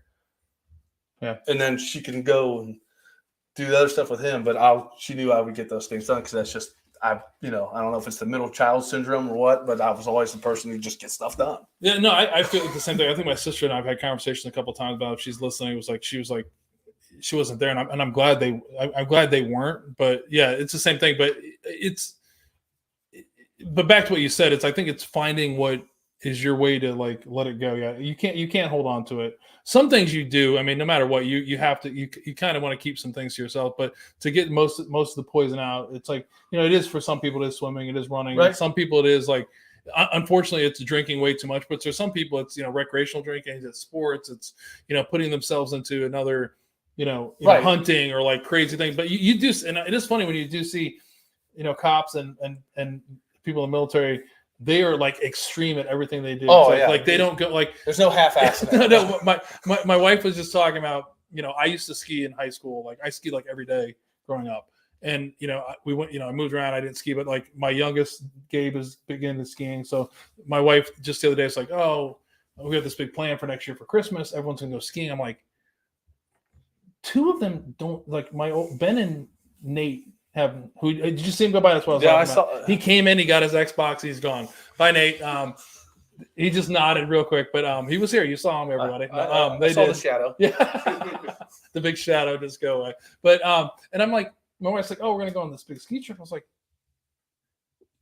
"Did I not? Number one, I'm skiing." Then I'm starting talking about like, you got to get this, and you got to get like, and my wife's like, "I told you guys, your dad's gonna talk about." Because my wife's like, get all these starter kits for skiing. I'm like, if you're gonna start skiing, you don't buy the $300 skis because 6 months when you're into it, you're gonna want the $1,000 skis. And my wife is just like, see, but I think that's a thing that's true about it. Everybody that I know that's a veteran, they're passionate, in everything they do, and I don't know if that's the control of things, or I don't know what it is, but we don't like. I don't feel many of them do anything. If they drink, they drink a lot. Well, it may be because when you're in chaos, you can't control chaos. Sure. So you control the things that you can't control. Right. So I'm going to control this, and I'm going to go 100% into it. I mean, it makes sense. It's just it's one of those things you have to try to figure out how it really works. So I think that's one of the premises of what we're trying to do here, and as we get into season 2, you're the last person on season 1. We didn't call that before, but on the 22nd now, it's but there's such a similarity of the military, the law enforcement, nursing, like all the firemen. That it's that same thing. But you do wonder, and we are very regimented all the time, and a lot of people like control. Like these guys make fun of it. Like I'm definitely a control person. I wonder if that's what it comes from. I feel like I was always kind of a control person, but a lot of the times when I think back, like you said, I didn't have control of a lot of things. It's kind of like holding on the reins and like, right. flying steering by the it, seat of your hoping pants. so it goes that way. So when you can't control something, you want to over control it, right? Oh, I will say without a doubt, after I came out of the service, my OCD was extreme. Right. Like everything has a place. Everything needs to be in its place when it's supposed to be in its place. And then when it's like even the boys, like when they were playing with their toys, I'm like, okay, if you're done playing with that, that goes away, Right. and then you can get something else out. But Poor Collins over flashing you're not back over here. Yeah, you're not pulling all your Yeah. shit out of the toy chest and playing with all of it, just having it strewn all over the house. No, we're gonna do this organized because I'm not, you know. No, it's 100%. But if you talk to people that don't understand that, it turns into like you're this like I was probably overbearing, like crazy yeah. person. Like, but yeah, I wonder. I wonder if there's something to it. Like, I don't have all the answers, obviously. I don't know if I have any of the answers. In the words of Colin's friends when he was little, I was a douche. Yeah, I can see that. Because I was really strict on what he was allowed to do, and like no, you're not doing that till you do this. Like right, and trying to control the chaos. I mean, that's an interesting. I've heard, because it is like you do see most military people, or they are very regimented people. Yeah, They're like you get up at the same time every day. Yeah, you're like, whoa, gotta eat, gotta do. We're not eating 11 o'clock. What the fuck? Like I'm like, yeah. What are you talking about? Lunch is at 10:30. Yeah, but with COVID at work, we stopped eating together like a group of us, and then we started it again, and now like it's 11 o'clock, at work. So I'm like 11:02. I'm like, what's going on? Are we? What the? We should have. And then like guys, we had a conference call. Like, dude, no, it's 11 o'clock. I will see you. You're like you're sitting there by yourself. Like, listen, when I worked patrol every day, 11 o'clock, I went back to the substation and I ate my lunch. Yeah, and if I got called at like 10:45 on a run, I was like, what? What? Do these people not 11 o'clock? I eat. Yeah. Doesn't the dispatcher know this? Yeah. Does she know who I am? I'm supposed to be eating in 15 minutes. No, but I wonder, because it is one of those things. Like, it is. I think I'm glad you brought that up because I think it is an important point because it is a personality trait that a lot of people cannot understand. And it drives people away. And I think it may be what you just said is maybe it is something deeper. Because I always feel like if you're in the military, for the most part, you were super regimented, but then you talked to a lot of people and they really weren't. You know what I mean? They were kind of like, I hated this. Like, here's the thing. They may have hated it, but deep down, they don't even realize how regimented they were because it became such a routine to do that after a while, they just don't even realize they're doing it. You know what I mean? Like you're doing the same stuff every day because after a while you don't even realize that you're doing it. It's just like rote activity. You're just doing it. Yeah, but I think, but back to what I was saying it's I think it's a trait that a lot of people can't deal with. Like if I say we're leaving at 10:50, we're gonna be at 10:50, and we don't leave at 10:50, I literally lose my shit. I mean, I am screaming and yelling. I'm like, this fucking vacation is ruined. I fucking hate all you. And then everybody in the car for like the first hour is like awkward, and then 5 minutes later you're like, hey, does everybody want to stop and get something to drink? And they're like, what the fuck just happened? You're like, did you black out? I'm like, no, I didn't fucking black out. We were supposed to leave at Colin's sitting right there. He'll tell you. It's 7:30 AIS. Yeah. Ass and seat. You better have your ass in the seat at 7:30 because the car's leaving. Yeah. With or without you. But it's not leaving without you. You gotta wait. You're in the car. Listen, I pull the car out. I'm in the driveway. I'm like, I've done all that. You wait in the street, honking the horn. You're like, shut the garage door so Jana has to come out and open. Yeah. But it is. But I wonder, like, now that you say that, I wonder if that is some of the reasons. It is. It's we can't control. It's our attempt to control what's uncontrollable. Yeah, that's true. But it should be controllable. Like when we leave, you think, but. And I've even went to the approach of being like, we're getting ready to go on vacation.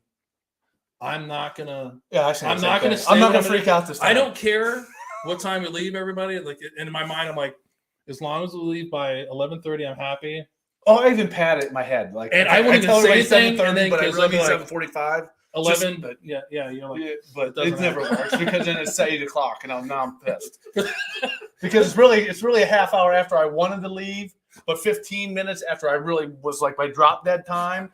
right? So now I'm really pissed. And you're still mad for the first hour, Right? because you're like, well, look, I will tell you right now, and if she watches this, she'll be pissed. But like, I'm going to go out to my mom's on Christmas morning, right? We're going to leave Christmas morning, and I want to leave at 10, no later than 10, so I can get there by 11:30. Right. I guarantee I'm not getting out of that house till quarter after 10:30. But when you think, which is funny, when you think about the time, it's not what most people be like. If it was 1 o'clock, okay, that's a little. Well, we're eating at for 1. me, it's 4 minutes. Like if you're 4 minutes past when we said, I'm like, right. My whole fucking day is ruined. Well, no. I'm mean, right. I'm the same way. But I even pad the time in my head. I'm like, okay, I'm going to tell her 10. I'm going to tell her 10, but I know that at 10:15 is really what I'm shooting for. Right. It's going to be 10:30. Yeah. Or it's going to be 10:40. And I'm going to be like, and I'm sitting in the car, and I was like, now I got to do 90. And he's like, why are you speeding? Well, because I'm trying to make up the time because you were. I got to make up the 7 minutes. The 7 minutes that mean nothing in the world. Exactly. It's crazy. It's because it's an arbitrary time in my head that I'm trying to control the chaos.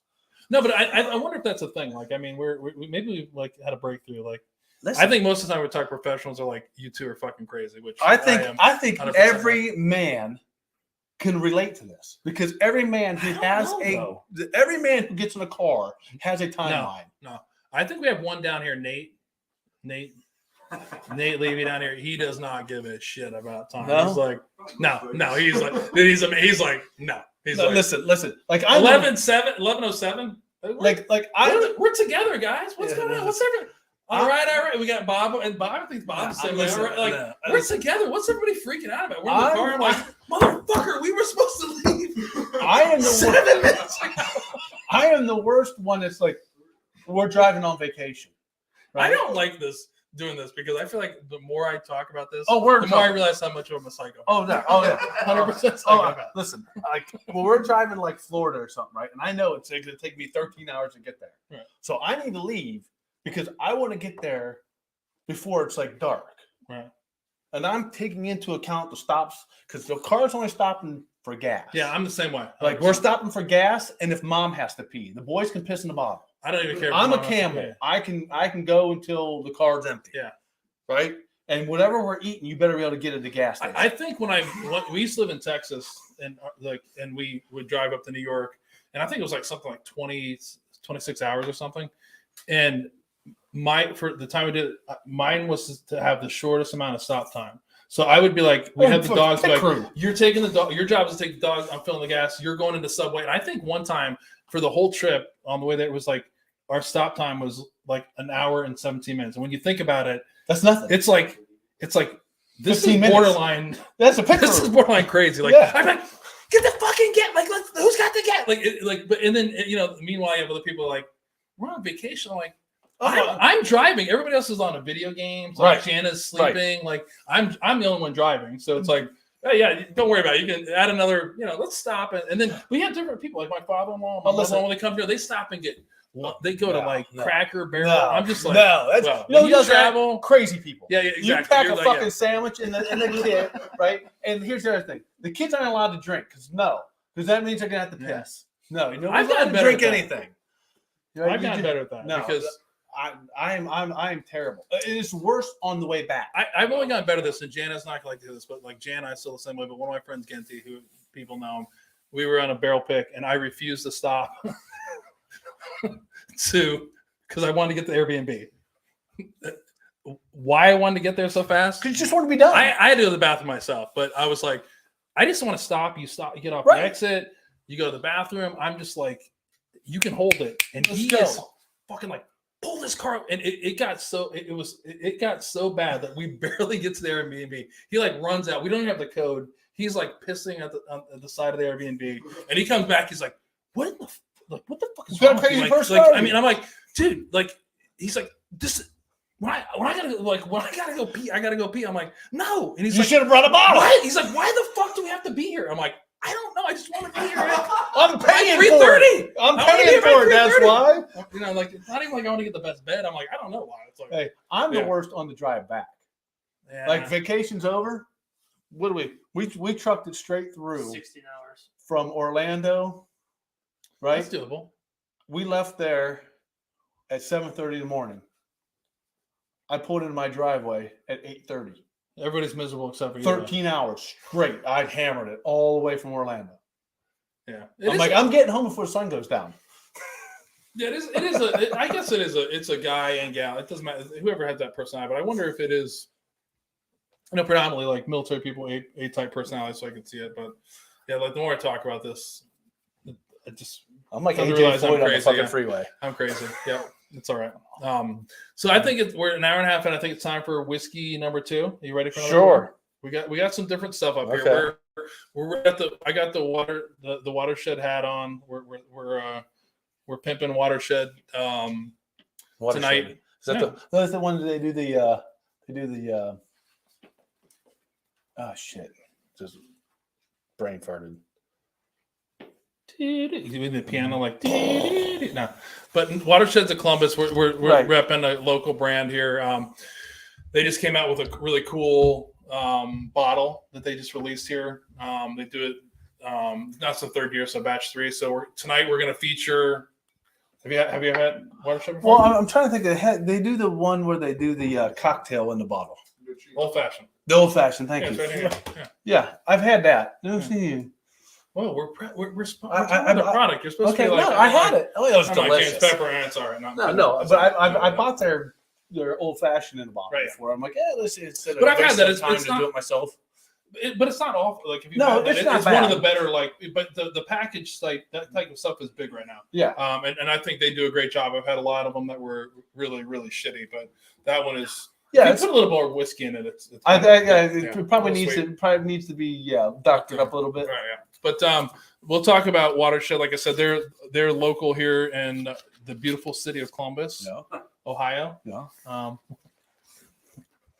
It's one of. I can't believe everyone thinks I hate everything Ohio. I think you It's do. the Buckeyes. It's mainly, but no. But Watershed is right downtown Columbus. It was actually founded by Greg Lehman in 2010. He's actually a former volleyball player, played in volleyball in Europe, and kind of got into the whole team type thing. And one of the things he came back here, he decided to start a distillery, and for them, their name Watershed is an area of land where all things are linked and common to a common source of water.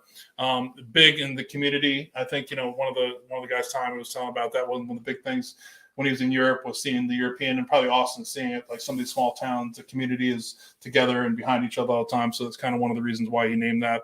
Watershed is probably, I think, one of the fastest growing distilleries here in Ohio.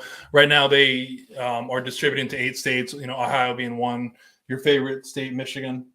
You can get in Michigan. So go up there next year and watch. Don't Michigan. give a damn for the whole state of Michigan. Yeah. Georgia, Illinois, Kentucky, New York, Connecticut, and New Jersey. They produce a bunch of different brands. You might see it, not just their whiskey, but they do vodkas. They have a trio of like award-winning gins that are pretty popular. Some apple brandy, which we have in the box here, 4-year-old bourbon. The one old-fashioned that you said you weren't a big fan of. Oh, it's and okay. Then, and then the Chino, which is one of their big things, a black walnut liqueur. And before we talk about the whiskey, the Nicino is a kind of interesting story. And I might get this right, Tommy and Greg, but I've heard it a couple times. But they started off the distillery. There was a gentleman from the area here. His guy's name was Charlie, who approached the owners at Watershed about this family recipe they had from Nicino, and they kept hitting him up and stuff. And they finally invited him to come and make Nicino at his house. And so Greg, and I think there was another partner at the time, actually went over to his house and they made a batch of this Nicino. And when they were starting off, obviously when you start off a business, or anytime you have a business, people are trying to, what's your main thing? What are you trying to, what's your motivation? And he was just wanting to share the recipe with them. So what he actually did was he actually shared the Nicino recipe with Greg and the folks at Watershed. And if you see one of the bottles, it says, "Thanks, Charlie." He didn't take any money for him, but he passed on this recipe. And if you haven't had this Nicino, really good, great in coffee, makes really good Manhattan, some other stuff. They've been making this for a little while, but it's really cool. And there's some rumors like, that if you run into this guy, Charlie, you could be at like a liquor store and you start talking about this. Like there's been stories of him actually, you talking to him and be like, "Hey, wait a second real quick." And he goes back to his house and brings you like a bottle of, his homemade Chino. It's really good if you haven't had it. Really cool. But so what they've done then is, they've taken their whiskey or their bourbon, their 4-year-old bourbon, and this is the third batch where they take it, age it 4 years, and then age another year, and then the Chino barrels. This is the highest proof they've had in a while. It's 122.2. And the mash bill for this is like all their whiskey right now, which is 22% corn, 20% rye, and 8% barley. Really, really good. I haven't had this batch yet, so these are interesting. It's interesting. Have you had the Chino before? No, never had. Gotta take a sip of the Chino first. I think you gotta try it. Just take a tiny bit, goes a long way. So all these are limited quantities they do. Let me have it real quick. Well, I think we have some remnants of even better with more than the Chino in it. I'll have a little more.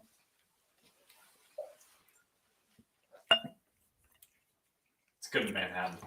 Yeah, it's good. Yeah, but it's great in Manhattan, but it's expensive. It's an expensive Manhattan. Yeah, not for Jason. For me, it is. So he's it's kind of a. That looks like it's supposed to chocolate. It's a black walnut liqueur, so it's not like.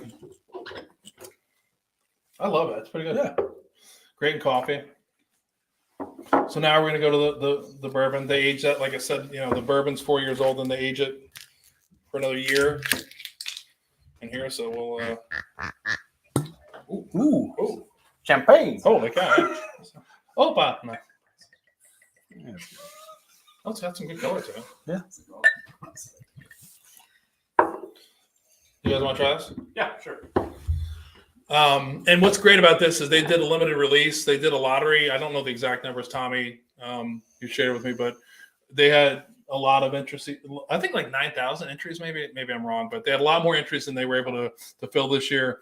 They did put this on the market. This bottle, it actually was sold the lottery to win it, and then also it was at the distillery for a while, but it's gone now. You can get it at some select restaurants. Here's a plug for Opa Grill and Tavern, located in Delaware, Ohio. You can get it up there.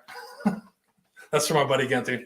But no, it's interesting. So I've had the other batches, but the other batches were lower proof. So I'm super excited to have this one at like 122. So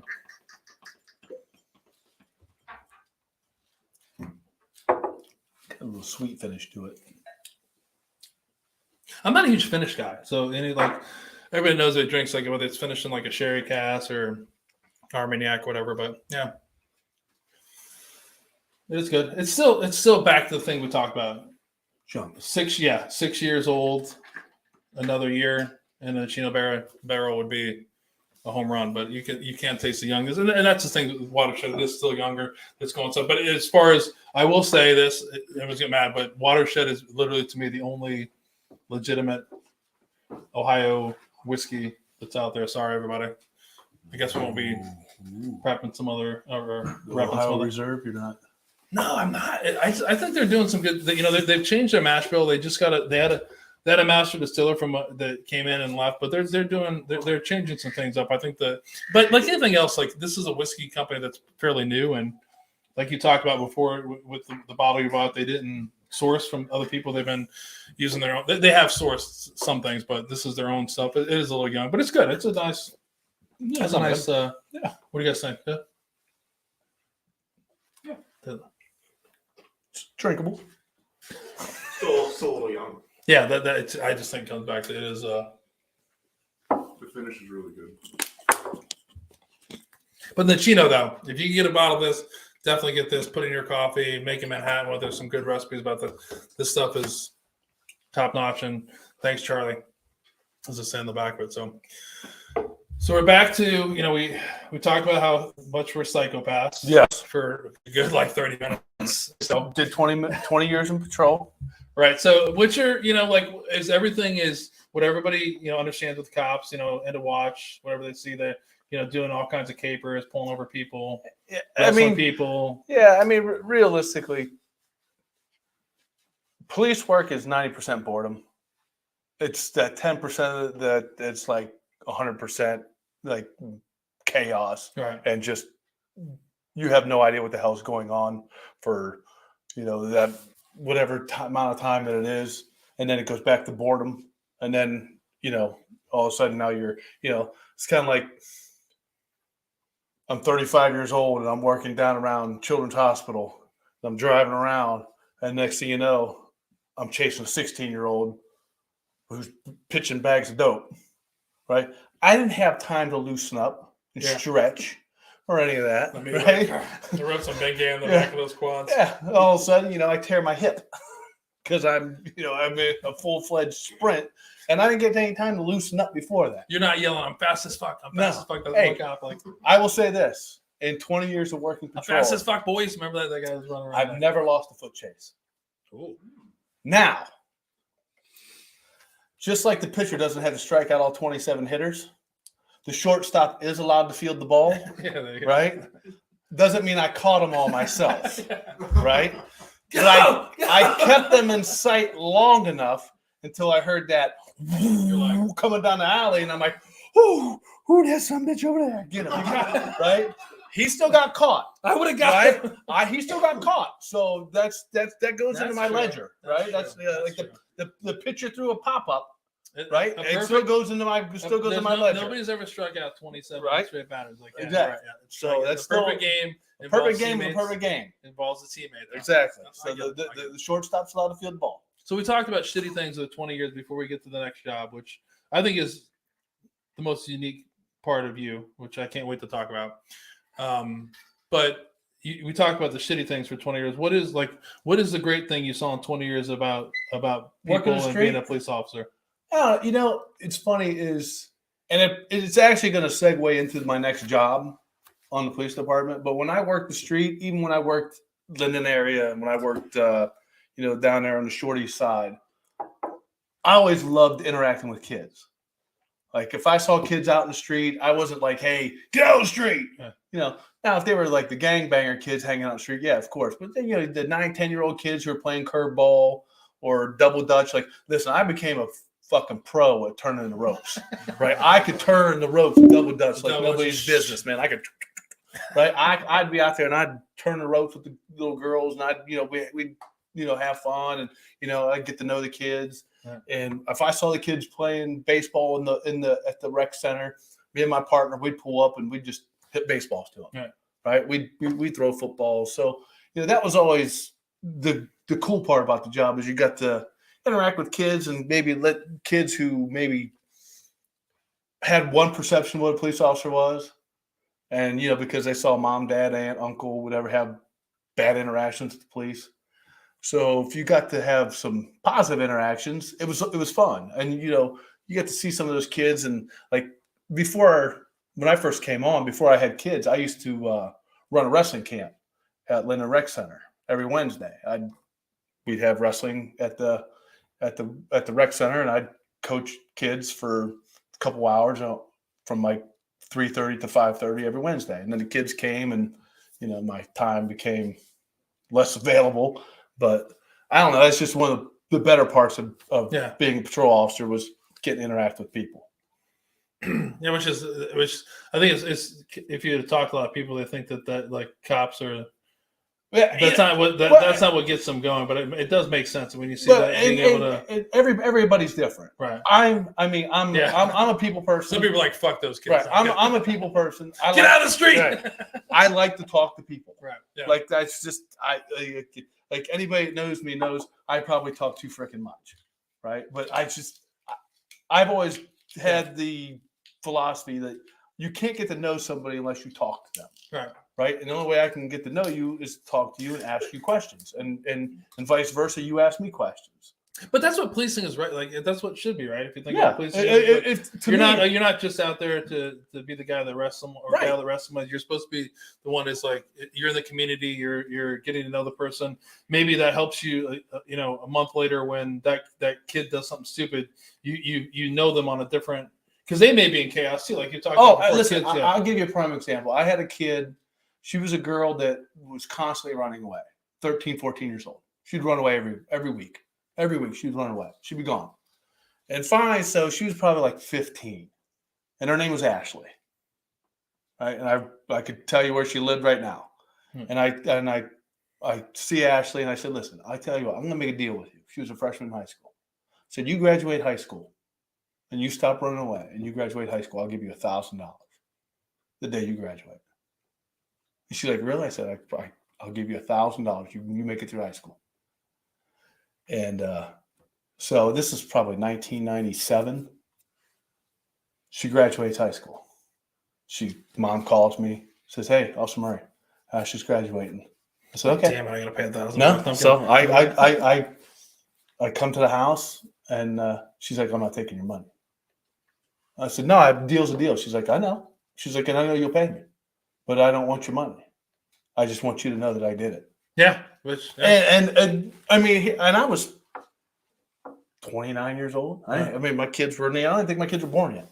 You're like, Rhonda, I'm gonna have to. I didn't have to no, she wouldn't. She wouldn't even care. Yeah, but the I'm point. kidding, But yeah. right. But and at that point, I was just like, did what I say make a difference? I don't know, but it was a big deal at the time. 'Cause I'm like, hey, this girl, and I saw her probably 10 years later. She was married, had 2 kids. Yeah, and she actually well, maybe sort of made it. Yeah, like somebody cares about you. That's the thing. I think a lot of the times is. Yeah, and I tried to do that when I worked the street with the kids that I would see on a regular basis. And the other thing is, if you work a precinct for a long time, like I think every precinct I probably worked for 4 or 5 years each one before I moved on to the next one. So you get to know the people, and you kind of get to know if you're doing it right, I guess. Right. You kind of get to know who you're dealing with, and you go to the same houses a lot. So I don't know. That's just so that kind of segued me into my next job. Right. So which is interesting. I think it's actually one of the things that I try not to get pissed off about, because we said we're not to get political, Right? And a lot of things. But your story is, if people don't know, and I'm really glad that we're going to talk about it, but it is like what I fucking hate about today's world. Like it was like, so you went in to become a student resource officer, an SRO. And for most of the people that I'm not from Ohio or even from the Columbus area, but you go down and you're an SRO at Northland High School, which is not one. It's not Orange. It's not Orange. It's not Berlin. It's not Delaware. No, and all joking aside, like, so this is what people talk about. Like, where like cops get a bad rap. It's like, okay, this guy's going to be an SRO, going to go down there. And I remember when you said you were going to take that job, right? And I was like, oh, everybody thought I was crazy. Yeah, like I was like, people that know me, what? like, you're going to go what? You're going to do what? Yeah, you're going to be into school with kids? Are you out of your mind? You're going to lose your freaking temper. But no, it's funny. But I think, but what's interesting about that, not only did you, which is, SROs, to me, growing up, it's even crazy. Like, we're our age, the fact that you have a police officer. I get it, but the world has fucking changed, and it's not a point of like, is it about all the shit you see that's going on with people doing it, but back to just stuff that this wasn't happening. And I'll be honest with you, it's just like, what I'm going to say is like lack of fucking parenting and discipline. Oh, absolutely. You see. But it's 2020, and it's the way the world is, right? So the cops are there's student resource officers everywhere. And what's interesting about you is you do that job, and then you decide to become the wrestling coach as well, right? I took over the SRO job in January of 2016. And my first day, 2020. I'm sorry. My first day I walk into the school, I'm not being from Columbus myself. I moved here for the job. Right. So I walk into the school, and I'm walking around the lobby, and I'm walking around trophy cases, and I start looking at the trophy cases. I see all these basketball trophies and football trophies, and all this stuff. And I'm like, the last wrestling trophy I saw in the trophy case was from 1982. So I'm like, what the? I'm like, really? There's no trophies in here from 1982? It's the last one, like almost 40 years. So I wrestled in high school, and I was a pretty good wrestler. I mean, I wasn't a state champion, but I was all county, all district wrestler. And so I seek out the wrestling coach. I said, hey, who's the wrestling coach? I asked the principal. He's like, well, he doesn't work in the building. I'm like, okay. So about 2 weeks later, the coach comes and says, hey, I heard you're wanting to know something about the wrestling team. He's like, well, the season's over. And I said, okay. I said, well, yeah, I'd like to help you out next year. Then when the season starts, I'd like to, see if I can't help you with the wrestling team. I'd like to take your job. So He's like, well, what do you mean? I said, oh, yeah, I wrestled in high school, and I wrestled while I was in the service. I wrestled a bunch of open tournaments when I was still in active duty. And I said, so I'd like to help you out. So then the next year comes around, and I started recruiting kids in the spring, right? That year, I'm like, the freshman. I'm like, hey, how much you weigh? Did you ever think about? Oh, I never thought about it. You know what? Listen, you're not going to make the basketball team. You're 5'2". Okay, you're 5'2". You're 126 pounds. I got a sport for you, right? It's going to involve a lot of It's going to be creepy. The singlet thing, don't worry about it, but it's going to be fun. Well, so he only had 6 kids on the team. So was 6. And so the first year I volunteer. I don't get paid. I don't. I'm just giving my time.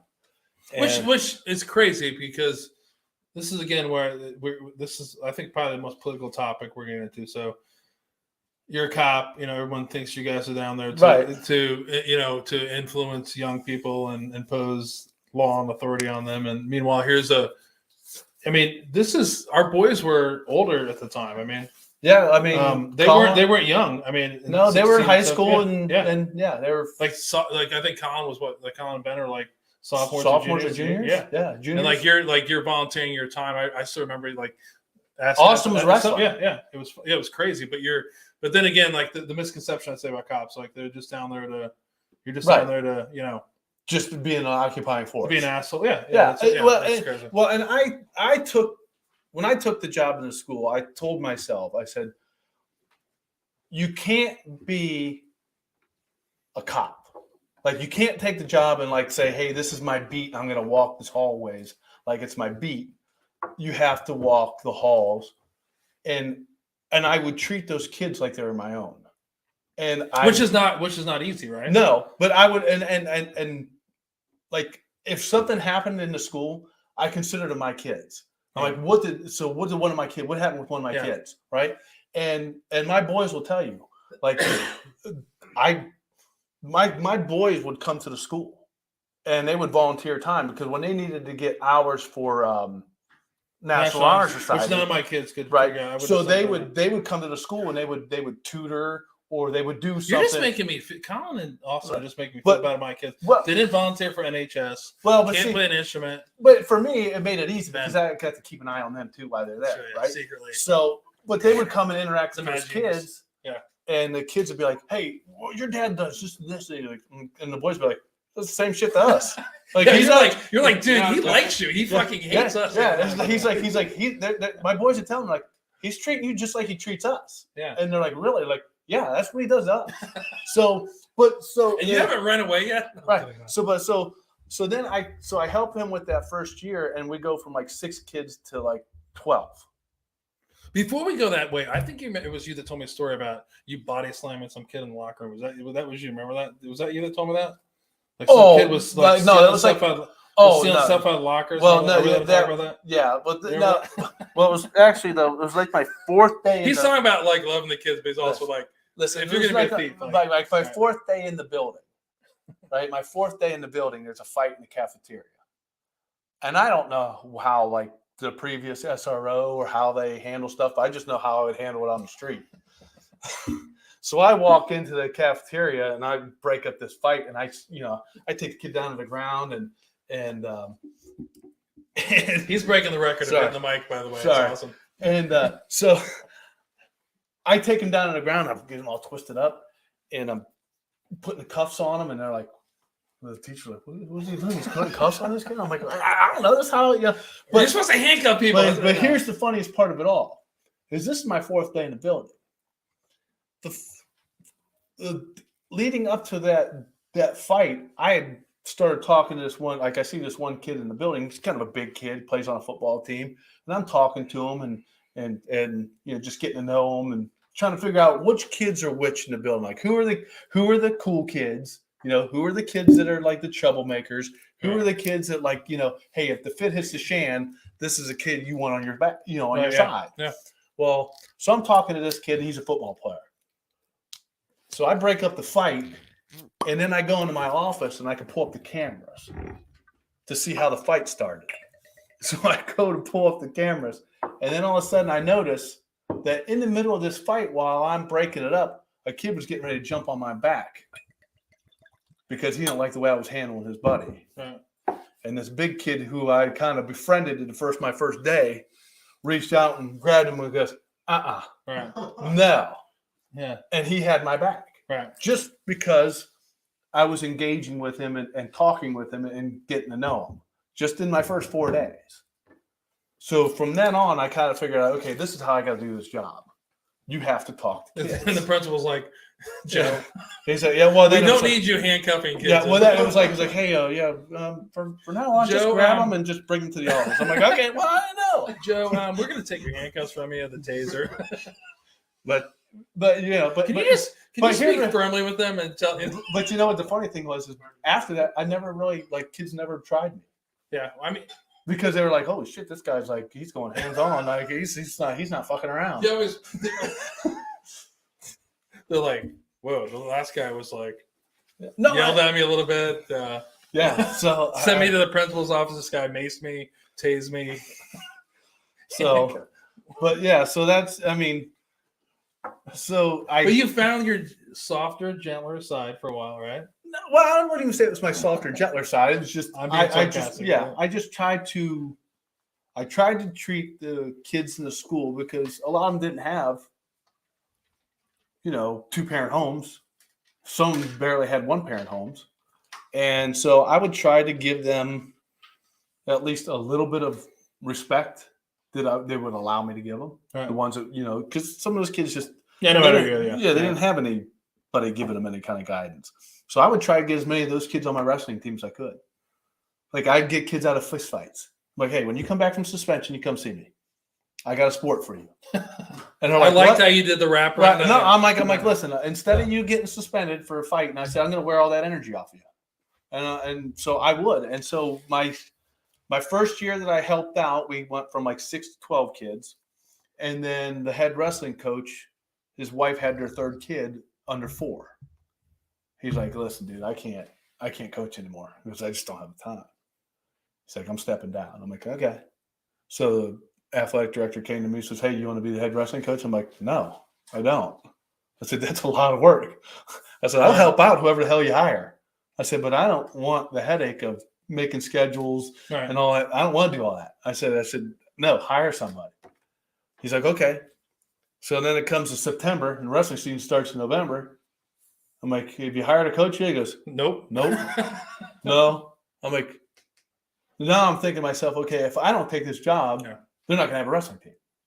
So I bit the bullet and I, talked to my wife and I said, hey, this is going to be every day, till 6 o'clock at night. I have to learn how to use Excel. Yeah, exactly. Yeah, I got to make schedules. I got to do all this stuff, right? Colin, how the fuck do you use Excel? I got to be at the school at 4:30 in the morning, 5 o'clock on a Saturday, until 7 o'clock at night on a Saturday. Yeah, but there's a party that you had to right. I know you. I remember going through that. There was a huge party that was like. Oh, listen. The pay was minuscule, and that was just me. So I'd go to these wrestling tournaments. And so that first year where I was the head coach, I went from 12 kids to 25 kids. And then all of a sudden, we go, Northland hadn't finished above 6th in 30 years. And my first year as head coach, we took second in the city. And then the second year, we took second in the city. And the third year, we took second in the city. And then we finally won my last year. And it was weird though, because all of a sudden we start going into all these tournaments and I got these coaches from Liberty. I got coaches from Dublin. I got all these coaches hey, I really like what you got going on over there. I'm like, what? He's like, no. He's like, listen, dude, you come in here every week, you got 25 kids with you. Yeah. It's like, that's great. He's like, and your kids are they're have sportsmanship. They're not, and so, and I never even thought about it. Really, I just was like, hey, this is what we're going to do. And this is what I expect of you when we go to the tournaments. And this is what I expect of you when we're doing these things. And we had one year where we had 5 kids who were district qualifiers and we had to go up to Menor, which is the meat grinder tournament. If anybody knows wrestling, it's nobody wants to go to Menor. That's where St. Ed's, that's where everybody's going to get the shit kicked out of them goes. Right. And I got 5 kids and 3 of them don't speak English. I have one kid who speaks Arabic, another kid who speaks Spanish, and another kid who speaks Arabic. And I'm the only coach. And they say, hey, you can't have any of your kids down on the mat with you when you're during a match. I said, well, I need to have 2 of my kids come down during certain matches because they're my interpreters. I can't talk. Yeah. And they're like, what? I said, well, he don't speak English. He speaks Spanish. I don't speak Spanish. And this one speaks Arabic, and I don't speak Arabic. Right. They're like, well, how do you coach? I said, it's a lot of sign language. It's like, Yeah, I'm like, do this, do this. And like, so, it was. I mean, I had one kid. He was from Jordan. He was from Jordan. All he would say to me every day is, "Hey, Mister, I have a question. Mister, I have a question." But he couldn't. he never got the question out. No. And the other kid just smiled at me, which is crazy. So this is why I think this is great about this story, and I just see the joy, and I knew you during that time frame. And I could see you were doing this, and like you're a police officer down there. You're doing what your career is, but also you're giving back to the school. You're seeing kids that probably would never have gotten a chance to do anything, or that's not true. You motivated kids to do something they may not have wanted to do. Well, a lot of kids I would tell them flat out. I'd say, listen, give me 3 weeks. Give me 2-3 weeks. You give me 2-3 weeks in that room, and if after 3 weeks you say, hey, I don't like this, I hate it, then walk away. All right. I said, but give me 3 weeks and you come to practice, and I guarantee you'll love what you're doing. I said, because it's not like anything else. I said, it's the only sport that you're allowed to hurt somebody and nobody cares. Yeah. I'm like, you're the goal is to, within the rules, inflict pain upon another person. I said, and nobody cares. Football's close to that. Yeah, but like, and I would tell kids, I said, like the football players I get, it's like football is 6 to 10 seconds of 100% energy and 30 seconds of rest. I said, wrestling is 30 to 40 seconds of 100% energy, and you're lucky if you get 6 seconds of rest. Yeah. I said, so if you can wrestle for 6 minutes, you can do anything. True. Yeah. But what's crazy about the thing is you're doing all this, which is nuts. So the political climate of the city changes and the world changes. We'll talk about that. Yeah. And all of a sudden, the Columbus School Board decides they're going to sever relationships with. After 25 years, they decided they no longer want to have CPD in their school buildings because they think that we're just there to give black kids a hard time. Right. Yeah. Or specifically, there was inner city. Let's do that. Right. There was one school board member specifically, who said that CPD sends the trash of the division to the schools. Yeah. And so that that cut a little deep. Yeah, and you actually were on the news. Yes, I was interviewed. Which was crazy when you every when it was he didn't have the beard. He looked a lot more clean cut. Yeah. No, but it was one of those things like honestly, Jana's, my wife, has a cousin who's a 30-year LAPD guy, and I've known a lot of cops, and this almost goes down to one of the things of you hear about policing that is just fucked up what they did. It's like they just made a blanket thing. And I watched you give time. I'd talk to Austin, be like, oh, my dad's at some tournament or whatever. It's just like, this guy is, you're calling this guy, all these people these bad people, but they're really not. They're giving their time. Well, and I wasn't the only one. Yeah. No, I know you're not. Yeah, no, that's crazy. There was Cher. I don't think you. Yeah, there was another guy who he coached softball and soccer at his school. Right. Another guy was coaching soccer at his school. Right. We had another guy who was a softball coach. Right. So we had guys. We had probably 4 or 5 officers who were active at their schools with various sports programs or other activities. And I used to go to every kid, with the kids who they say, hey, you're doing the wrestling thing. And I'd have the kids who were in the band or in the plays and hey, are you going to come to the school play? Absolutely. Yeah. So my wife and I, we would go to the school play, and we would go sit and we'd watch the school play. And because I wanted kids to not see me as just the person that you're I'm just clocking in, clocking out. Right. Yeah. Right. And so and a lot of the kids knew my kids because they came to the school. So they got to see me as a person. So it actually helped me in the long run because I had a lot less fights in the building. Yeah. Because I had a relationship with a lot of the kids, even the bad kids who would tend to get in trouble. I'd be like, listen, if you're going to have a fight, do that shit outside of school. Don't do that in here. Don't make me snatch your ass up in this hallway and throw you down or mace you or do something else. Do that stuff outside of school. Yeah. Because I think I remember asking when that happened after you. So you obviously after that the contract you had to find a new job. I think you remember asking me if you were going to keep coaching, and you were like, you thought about. I remember you were kind of like, but I was like naturally a lot of people would be like, hell yeah, you make because you made an impact. We'll talk about like how many kids did you put into college before we talk about this? How many? You had some kids that went into to wrestle in college, right? I had a couple kids who had the opportunity to wrestle in college, but that didn't. Right. I mean, I had one last year who had Wittenberg wanted him to wrestle really bad, and he said, "Nah, you don't have the program I want for academics." And this kid was like a 5.0 student. This kid was like super. I mean, way smarter than Colin. Yeah, this kid was like super smart kid, and like he's like you don't have the. I think he wanted something like aeronautical engineering or some stuff. I'm like, he's like, you don't have that. Just go wrestle. Put the single on and wrestle. Come on. No, but I remember you talking about that, and I think like a lot of people would be like, of course you did that, but I can feel the bitterness. Like I remember that, like there was a lot of bitterness that happened. Like that you've given everything to a job, not just a job. It's like a smaller community. You're making an influence. Oh yeah, I mean, and then to get it ripped out from underneath you, I thought was like, because I remember you initially taking that job and being like, this is crazy. Like. I'm not gonna lie. I mean, not to be crazy, like be like, this is like a recipe for disaster. Let's put a type A personality guy into a school.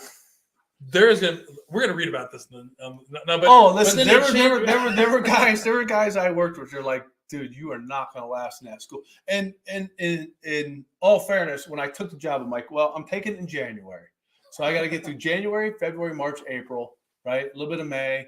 I said, if I hate it, I'll ride out the summer with those great days off, a Saturday, Sunday. But in my mind, I'm like, if that job sucks, I'll just do it for the rest of the school year. Yeah. I'll have the summer off to do whatever I want, and then I'll just go back to patrol in the fall. Right? I'm like, I'll do it for 6 months. If it sucks, I'll just go back to patrol. Right. That's what I thought in my head. And then when I was there, I'm like, hey, this isn't that bad. But and for somebody that knew you, and then like knew your boys, like. Anybody that knows someone that does your job or like the job in the military, for us, like for people outside, you're like, oh, cool, Joe's at the school, barring him not doing anything crazy, most likely nothing's gonna happen to him. Like, you know what I mean? Right. It's like a safety. It's like you're like in a safety zone.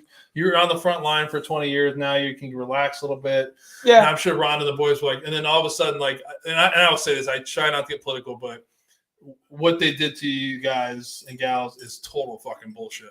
It's all that's wrong with the world. And I remember like talking to you when that happened. It was just like, I think a part of you, like, I was pissed. Yeah, I'm not gonna lie, I was pissed because I really looked at that job and I'm like, I can do this till I retire.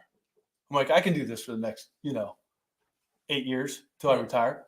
No problem. I can do this standing on my head. Like this is. Yeah, but not that it was an easy job. No, but part of it was because I had built the relationships in the school with the faculty, with the parents, and you start getting siblings of kids, so those kids know. And like I said, even the kids who maybe weren't the greatest kids, but their parents knew who you were, and they kind of knew how I operated in the building. Right, and what was going to be permissible, and what wasn't going to be permissible. What's okay, what's not okay. Right, and I would have that meet every year. The freshmen would come in, and I would have an assembly with the freshmen. I'd say, I'd introduce myself and say, "This is what is going to go, and this is what's not going to go." Here's a camera going on, like a video of like, here's what's going to happen to you the first 4 days I was here. And here's us at the wrestling. Here's us practicing wrestling. No, but I would tell the kids like, fuck hey, around and find out. These things will get you in trouble. Yeah. These one, you know what I mean, and I would lay the guidelines to them like, hey, these are the boundaries. Don't cross them. Yeah.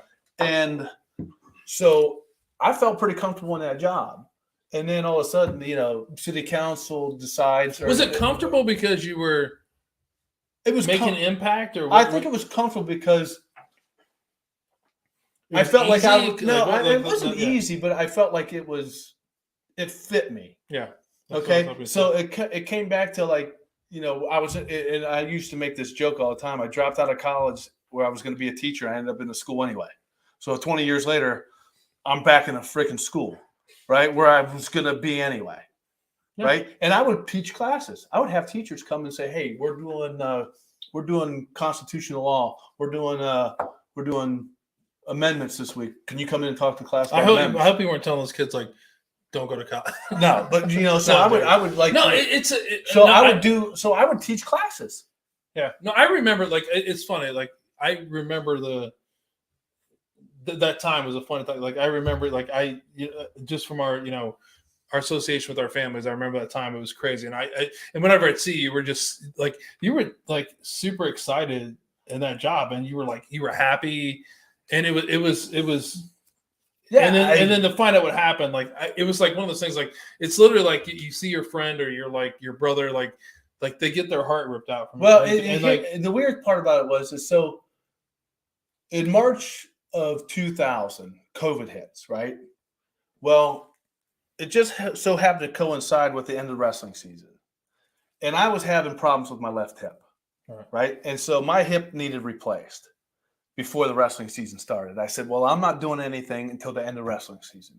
So I had made the appointment to replace my hip the Monday after wrestling season ended. Right? So wrestling season ended on March 13th or whatever that weekend was supposed to be the state wrestling tournament. And my hip was set to be replaced on March 16th. Well, my last day of school was going to be March 13th, regardless for the year, because I had to recover from the hip replacement. Well, COVID hits, and it was everybody's last day of school. Yeah. Right? So I get my hip replaced the day before the world shuts down. And I go do my rehab and do all that stuff. Well, COVID's still going on. It's the end of the school year. And the George Floyd riots start. Right. So now we got the Floyd riots going on. We got COVID. And simultaneously, the contract with the SROs is expiring. Yeah. Okay. So it's expiring in June. So we got all this. Like a perfect storm. Yeah. Right. All these things happening at once. So the school board says, well, we're not going to negotiate the contract with the SROs because one, we got these riots going on. We're trying to keep hands back from the police right now. We don't want to say, hey, we like the police. Two, they don't know when they're going to go back to school. Yeah. So they don't know if they're going to do school in the fall.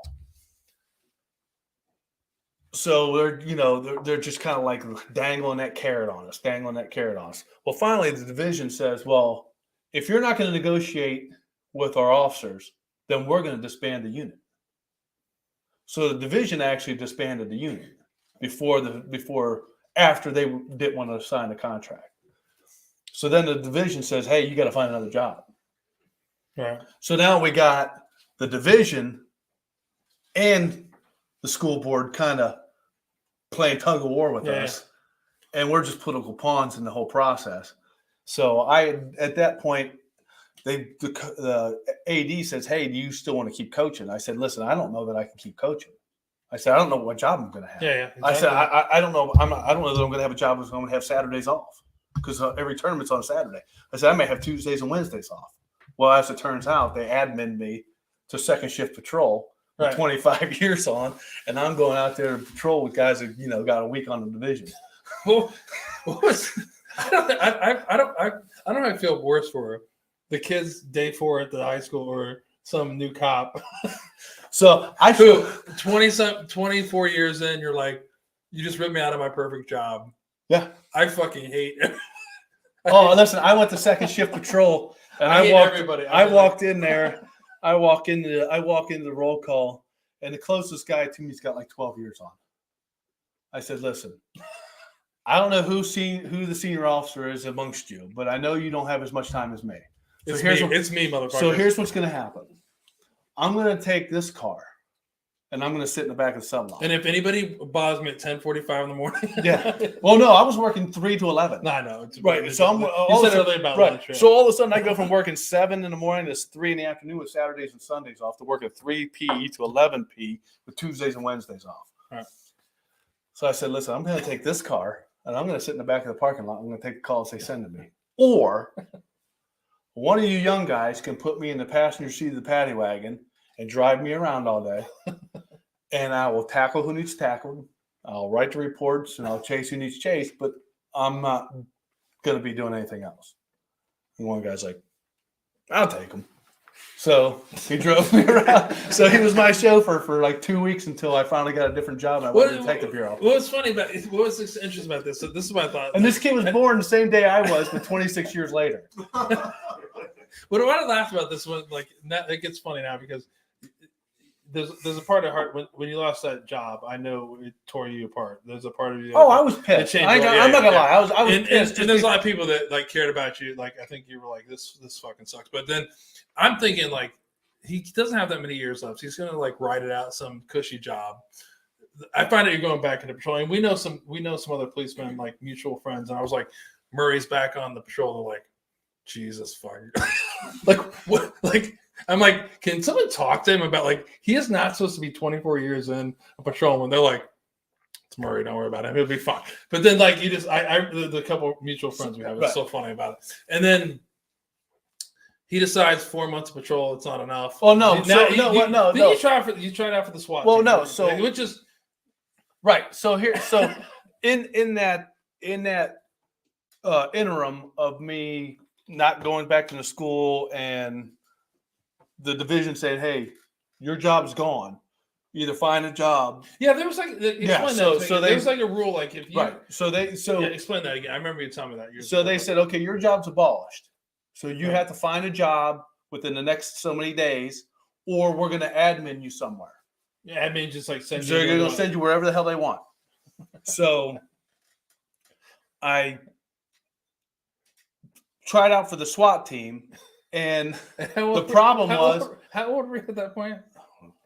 49. Seems So- like a good idea. Yeah, Barry. well, the problem was the day before I was supposed to do my SWAT tryout, I got kidney stones. So I was You're supposed to 49, test. is Yeah, the so I was keyword, supposed to right? test on Monday morning, and I had kidney stones all weekend. So I said, "Well, I can't do it Monday." So I was like, "Oh, okay, Wednesday I'll feel better."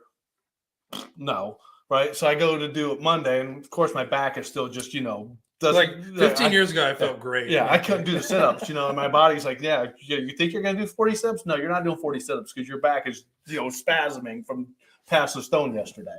So I didn't pass the SWAT like physical physical tryout. So they admin me to the second shift patrol. Well, and I'd put in for a detective bureau job, but they hadn't called me yet on it.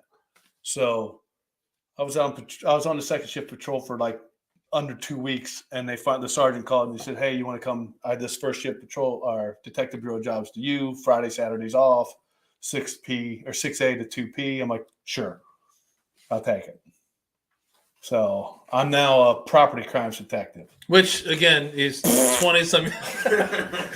It sucked. This is again what you're gonna love about. Like, okay, like 49 years old, Yeah, SWAT. Hip replaced. Seems like a great idea. Yeah. Like to me, Hip's 50 been years old, it replaced. seems like a great idea. Yeah, hip's Like, been let's replaced. go run 2 miles, and I'll be like, Right. Hip's "Whoa, been- no, yeah. what's happened?" But then, like, I'm 6 months out from a hip replacement.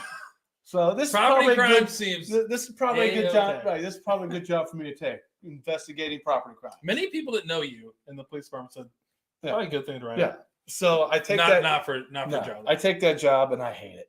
I fucking hate it. I do. It's sitting at it. Listen, I was a telemarketer, and that's what I felt like. I felt like a fucking. What is telemarketer. property crime doing? Is it like You're investigating stolen cars, credit card, like it's so like shoplifting. It's progress and reports. Nobody cares. The prosecutor doesn't care. The defendants, the victims barely care. Nobody cares about it. Nobody's going to jail, right? So I'm doing hours upon hours of progressing and interviewing people, right? Nobody's going to jail. My biggest case my biggest case in property crimes was the dildo case. This chick was shoplifting from what's this? What's the fucking store where you buy the sex? Lion's Den, right? This chick's she's shoplifting shit from Lion's Den. Colin's like, Right? Dad, I have no idea what you're talking about. Right. It's Lion. He's like, it's Lion. So she's shoplifting from Lion's Den, and she gets the clerk tries to stop her. So she takes a fucking dildo and smacks the clerk in the face with a big pink dildo, right? So now it goes from a simple theft to assault, to assault, which is now a robbery, right? It becomes a robbery. And then Woody takes over. No, because it started as a property crime, right? Right. It's because it started as a property crime, a theft. It's mine. You're like, fuck you, Woody. Right. You're not getting this. Right. So I have this case. And I call, and it's, You're like, Rhonda, let me tell you what happened. Yeah. You're not So gonna do this. I investigate this shit, and I get a hold of the suspect in the crime. Now, it's during COVID, so nobody's going to jail. So I call her. I say, hey, listen, this is Detective Murray. I need you to come in and talk to me about this incident you had. And I don't tell her the incident or nothing. She's like, I'm not talking to you. Talk to my attorney. Okay. So her attorney calls me. Hey, I'm calling about the dildo case. I'm like, did he say that? Yeah. I'm like, oh, I didn't realize we were calling it the dildo case. He's like, well, that's what I'm calling. I'm like, well, I appreciate you putting your client at scene for me because I never told her where this happened or anything else. Yeah. I'm like, appreciate it. He's like, well, she's not coming to talk to you. I'm like, okay. So he's invoking for her. So I send it up and indict her for robbery. She got nothing. They gave her like probation for assault. And again, so I'm doing all this paperwork and nobody gives a fuck. Yeah. Right. So I'm like, 4 months of that, I'm like, you know what? This ain't for me. I'm going back to patrol. Yeah, there you go. Yeah. I lost the dildo case. I'm just like, you know what? This is just a pain in my ass. I'm driving downtown. I got to park 2 miles from headquarters. I got to walk to fucking headquarters. Were you wearing a suit? No, the only good thing is I get to wear a polo shirt and like 5'11". Did that stress you out though? Like not wearing the uniform? No, I didn't care about that. Yeah. But I'm sitting obviously you care about 6 minutes leaving late. I was just wondering. No, like, you want to be in the like. No, but I'm sitting in a cubicle. There's no windows, and I'm sitting behind a desk all day. I can't about the uniform. Columbus Police Department. I hate it. Don't start. The white top. How awful is that now? No, I like the white top. They need to go back to white. But listen, now we look like a bunch of fucking guys who work at Valvoline with the blue shit. Have you seen the new uniform? Yeah, the blue shirts. Isn't the white hard to? But here's the thing about the white. And when I first came on, I'm like, oh, this white shit. Man. Every time I tackle somebody, it's green on it, right? And it's all grass stained. But you can find, but you can pick us out in the crowd. Yeah. Like, right? If I need to find another officer, boom, I can find them. Right. Now with these blue shirts on that they're wearing, the guys are wearing, they just look like everybody else. You can't pick them out. So they look like guys working at Babel. I'm just waiting for STP to go on. I'm just waiting for an STP patch to go on. But yeah, so I sat up in property crimes, and it was nice. I got to go down. I got to talk to my buddies who were down at headquarters and this and that, and nobody really cared what you're doing. But I felt useless. I felt absolutely useless. Like my day did not matter. I'm like, this is not for me. I'm like, again, even in school, I felt like my day mattered. Right. So now I go to property crimes, and I just felt like my day didn't matter. Like I'm just another cog in the machine. It sucked. So I'm like, I told my wife, I said, I'm going back to patrol. She's like, what? I said, I'm going back to patrol. I said, but before you go into that, like the matter, I think that's interesting. I think with this podcast, supposed to talk about the ultimate goals for suicide, like in the military and all that, because I think that's the funny thing is like that's. When I was in the military, I always felt like what I was doing mattered. Yeah. Like even if you're like crawling down with, this. You had a purpose. Yeah, like nuclear siloed and and I think that's hard. Like I think it's hard for people to realize like I'm in paint now. I'm in automotive paint, and sometimes people be like what do you do for a living? Like I literally watch paint dry. Right. And if my day's good, it dries the right way, and nothing happens. If streak. It doesn't, it's bad, and I'm kind of like. Does my day matter? But I think it's how you, and I think that I've been able to accept it. I think that's a lot of the problems with the way veterans are, and I think that's the thing is like we had jobs that we felt like they did matter. They were life and death. They were like literally someone was like, if you went and did some stuff we were doing, like if you were jumping out of an airplane on an airborne operation, somebody could die. Did it happen? Yes. Is it most likely to happen? No, but then again, if I go to work, I'm like on a Thursday. Right. No, unless someone goes like. So I think that's funny. I think there's that. I think that's the same. The same. They parallel each other with the military and law enforcement. Is like, do you feel like you matter? And I think, for me too. I started working when I was 14 years old. Like like 14. Like my parents didn't make a lot of money, right? So if I wanted something, I had to. So I started busting tables at 14, and I had been without a job since I was 14. Yeah. I mean, I worked up until 2 days before I went into service. And then so I've just, so to have a job where I felt like, is anything I do matter? And I'm like, this ain't for me. I feel like I'm stealing a paycheck. I just don't want to do that. Yeah. So I'm like, so a job came up in the patrol back where I used to work. He's back in the patrol again. Right. Well, it's a precinct that I worked before. I feel like I just want to be on the Columbus Police Department where they're like, this guy's gonna write it out. All of a sudden, they're like, Jesus Christ, I'm getting a 26-year veteran. Well, here's the disgruntled about he was an SRO. He got put out. What's funny is when I worked the school. Okay, when I did before school, we go there, wait. When I worked the school in the summertime, like I always went back and worked patrol over the summer. Like I didn't know that. Yeah, so like in the summertime, we didn't really have we didn't have any like specific tasks that we were supposed to do in the summertime. So they say, hey, you can go do this, you can go do that. So I would always say, hey, I'm going to go work with my buddy. So this is interesting. So we're keep talking about law enforcement. So I have a question that I have a bunch of questions. It's funny because I always put questions down, and yours was almost funny because we were talking a couple of times yesterday. He doesn't like my creative process. He was critiquing me about it. I'm gonna be like, fuck you, Joe. But so it's a question I had for you, but I'm going to ask Colin because he's here. And come around here real quick, Colin. Come into the because we got to get all three of you in here. So my question I had was, what did your family think about your dad always getting back in the tip of the spear, being a patrolman? What did you guys think about that? What did Mom think? What did Austin think? Who's going to stop him? What? Who's going to stop him? Type A personality. He's going to do it anyways. That's true. Okay. But this is Colin. Everybody we're talking about. I feel like we had to get all the Murray guys in here, But thank you. I love you.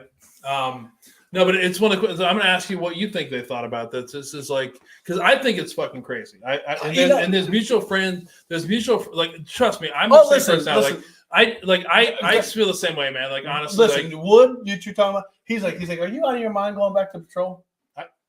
But you have to know that your family, it puts your family at edge. There's people that are your peers that we know, we have mutual friends that are like, he's fucking crazy. But there's a part. It's not even that. It's what I love about you, and it's what. It's honestly, it's we've had conversations quick conversations about things, but it's who you are, right? Like so in today's political climate, it's also I've heard guys some of your peers say, you're putting your whole life at risk of putting a guy 26 years back on it wasn't 26. Columbus isn't what it was 26 years ago. No. The view of the policing is, and I've heard some of your and I'm not gonna name their names, be like, he's fucking nuts. He should just be I can go ride it out. I can go ride it out in the sunset. The dildo case. Write out more dildo cases. Let's have a here I'll give you a prime But are you aware of the I brought Colin in to be like, you're gonna do what you're gonna do. Do you? No, I put it this way. When I went back, so I leave Detective Bureau, right? I go back out to patrol, right? Which I think is so. Every time I see you go back to patrol, I'm always like. So wait. It's my views of I'll let you go, but I just want to you're the guy with the revolver and you're in NYPD. No, you're so many. So and these guys are like, who the fuck is this guy? Why are you here? Right, right. You're like, motherfucker. Do you know what I've been doing for 20? You know what I did for 20 years? I was busting this place up. Here's my revolver. So, you know what I mean? so I go back to patrol, and I'm on patrol for probably 3 weeks, right? Which And is 3 weeks too long. if you're okay, asking so me. I'm sorry. out. I'm back on patrol for like 3 weeks, and I was an FTO for 13 years. So as an Field training FTO, officer, right? right? So as an FTO, I'm good. So as an Have a little more. So as an FTO, I was an FTO for about 13 years. And I trained about 25, 26 officers in those 13 years. Kistner? Alex Kistner? No. So Joking. I stopped coaching in 2013. I'm like, I'm just kind of burnt out. I'm done. And then a couple of years later, I go into school. So now I come back out to the street, and it's March of 21. Okay. I hadn't coached in 8 years. Coach, As an FTO, right? Yeah, police officers. Right. not- I haven't been an FTO in 8 years. And I've been He's off like teaching them the rest right, of not right. And I've been off the street for 5. I can't even imagine what So- these people are thinking about. So there's an academy class, or there's a recruit class that's in training, and they're short on FTOs. And they're like, we're going to have to send like 6 guys back to the academy, just sit for a month because we don't have enough FTOs. So I pick up my phone. I called the lieutenant out at the academy. I said, hey, Don. I said, hey, if you need an FTO, I'll take one. He's like, are you serious? I said, yeah.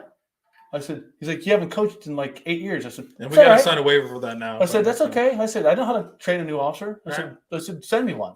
He's like, are you serious? I said, yeah, I'll take one. And guys are like, how in the hell are you going to coach? You haven't been on the street in 5 years. You've only been back here for 2. Right. I'm like, well, because I'm not going to let some new guy go sit at the academy for a month and not Yeah. get experience. Right. So, hey, listen, guess what? I know how to take a run. I know how to take an accident report. I know how to go take a call for service. I said, so I know how to tase somebody. I know how to lot. so I'm like, hey, we're gonna go do it. And so Right. now I'm training this new guy, and the job that I'm in now comes open. Right? Which is now you've been now with the narcotics tactical team, right? Yes. So now Right. not swap. You think he's gonna like go back into something less, risky? Not Joe. No. Like, let's just So- throw it in there. Which is funny. Like, so I didn't know this until yesterday, I think. But you took a mandatory drop. Like, so you have 30 years. You're gone, right? So I went into drop on my 48th birthday. which is So 25 years, though, right? So for us, you can go into drop. Well, for guys who came on when I did, when you have your 25 years and you're 48, you can retire. Right. Well, I bought my military time. So when I came on, I bought my military service time. So I bought those 5 years. And so when I turned 48, I actually had like 28 years of time with my military service. So I retired on my 48th birthday on paper, and then I entered drop. Which is normal. Like, a lot of people don't know in police departments, Right. that they do that. Like, you retire, but then there's the drop and all kinds of stuff. Like, So, but my wife's a maximum of 8 years. Yeah. Like my wife's cousin Mike did the same thing in LAPD. It was like he retired, but then like on paper he's retired, but he spent 5 more years Right. So, in there. so I basically, what the drop is I froze my percentages. So like when you hit 25 years, you get 60% of your highest paid years. Yeah. And then each year after that's 1.5% until you max out at 72%. Well, I went in at like 28 years, so I'm at like 64%. I'll never get 72%, Right. but that's what But which is more reason why you should be dealing with the property crimes, the dildo case, instead of like that's executing, executing and recovering narcotic search dangerous warrants is more narcotic search fun. warrants. It's like it seems like the best way to spend the last 3 years. I mean, like, I'm all for that. I think it's pretty good, but here's the thing, okay? And the more we talk about this, the more we're going to be even. Here's the actuality of it is, and I had this discussion with my wife when I took the job. Okay, so I'm coaching this new kid, and the intact job comes open, and I put in Impact job. Intact. Intact. It's investigative tactical unit. But Okay. it's like an impact job too, though. Right. Yeah. So that job comes open, and I put in for that job. And Ron is like, well, I hope he doesn't. a little backstory is I turned that job down in the fall of 20. So guys were kind of like pissed a little bit in the unit, like, hey, you were going to take the job, now you're not taking the job. And then, so I had to kind of like mend some fences in the unit because I kind of, pissed a couple guys off. Right, yeah. Which, understandable. so I go back in and I'm number one on the job.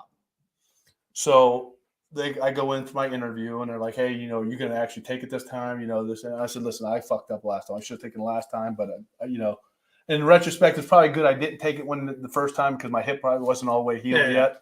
So I take the job then in April of 21, but I'm coaching the new guy, so I have to wait until I'm done coaching him because I don't want to leave him in the lurch.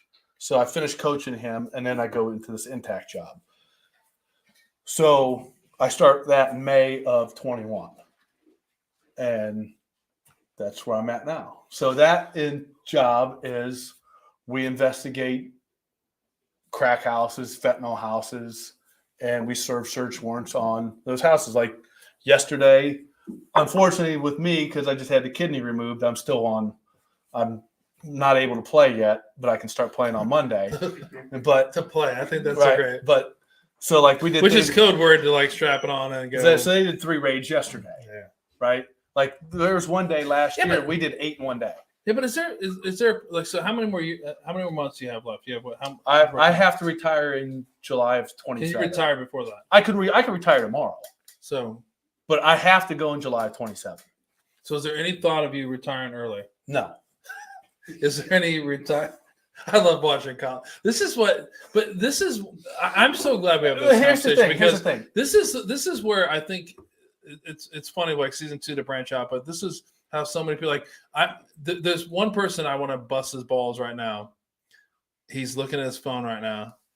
Jason is a crew chief, and today he was talking about wanting to not fly. Well, here's the thing. He's talking about really it's too much work for him to do and all this kind of stuff. And I'm like, and I know him and I love none of that. Yes, you did. No, you said it's getting it's getting to be a burden, right? That's a burden is different from being too much work to do. That's what the burden. Burden. It's like but there's a part of that that is how I know you. It's like it's part of you, right? Like. Just time for the next chapter. I know, but like when I look at him, he's dead serious. How old are you? I see him, and I'm like, 35. I know the burden of him. Like, he's young, and I'm like, the burden of him, like, I get it. And then I'm like, it's a part of him. And then like I see you, who's like 51. You're like, fuck that. Well, it should be.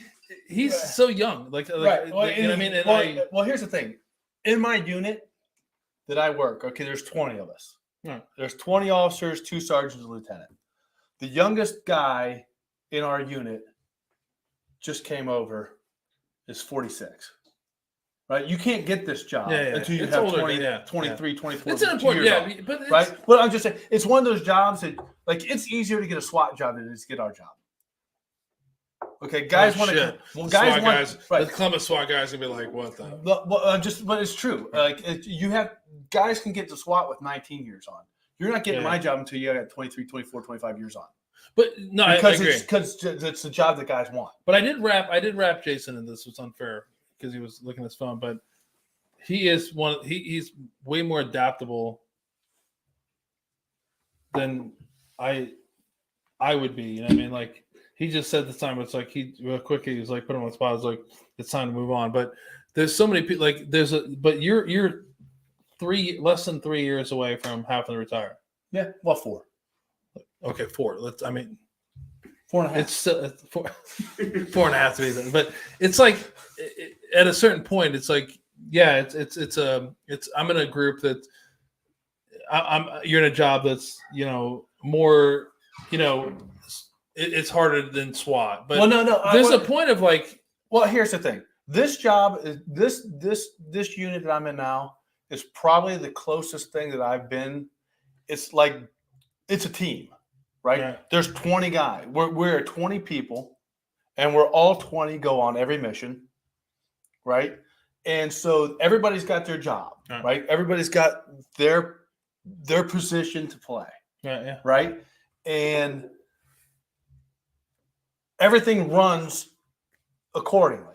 And I tried to explain this to my wife when I took the job. When the job came up, I said, When "Listen." you tried, When he tried to explain it to So it's like she's like, "Well, that sounds like way more dangerous." dude, it isn't. Well, here's the thing. What I do on a regular basis, everyday basis, is more dangerous than patrol, but it's safer.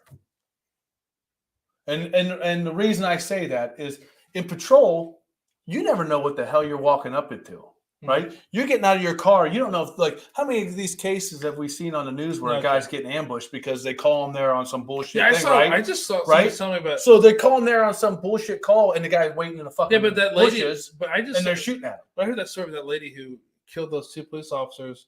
Right. Call about the a baby, and she. Right, and she's just waiting, like killed 2 cops. Right, she's just waiting from her car. It's like, no, I get it, but I think it's like people that are like, right. Trust me, I get it. Right, but here's the thing: as a patrol officer, you kind of don't know what you're getting into. Right? We've had cases here in Columbus where a guy's in the house taking a report, and some fucking crazy guy comes in just out of nowhere because he sees a cruiser sitting out front and comes into that house and starts shooting at the officer. Yeah. Right? You're not ready for that. Yeah.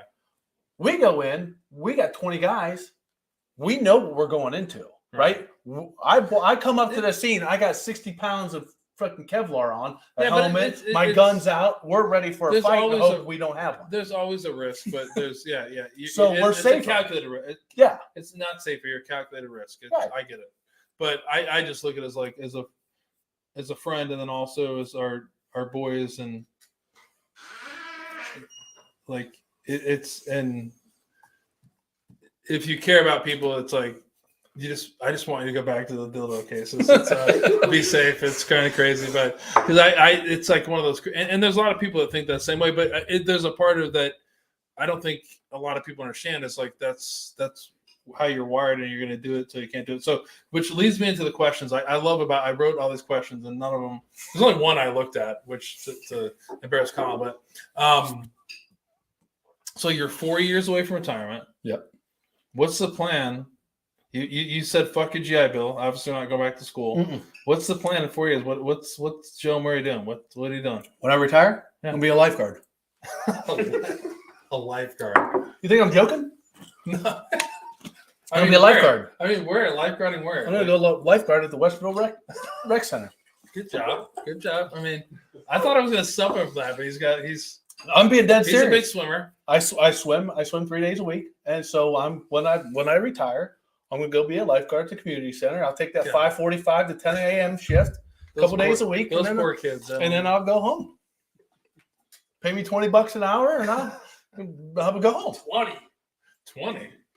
Come on now. Make it 12. No, I'm gonna get 20. I'm a grade A lifeguard. Dave Hasselhoff ain't got shit on me. So one of the funniest things about tonight is I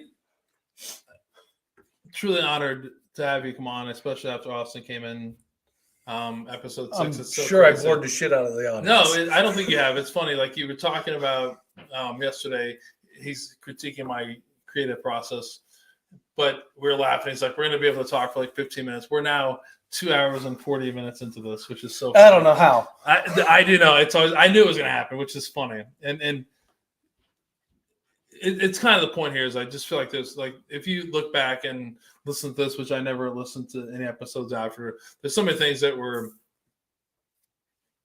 what I hoped you would say, you know what I mean? And I would hope you were going to say something else, but I knew you weren't. What? I'll say it if you want me to say it. No, but it's like the thing about like, I think it's like, to be honest with you, like I feel it.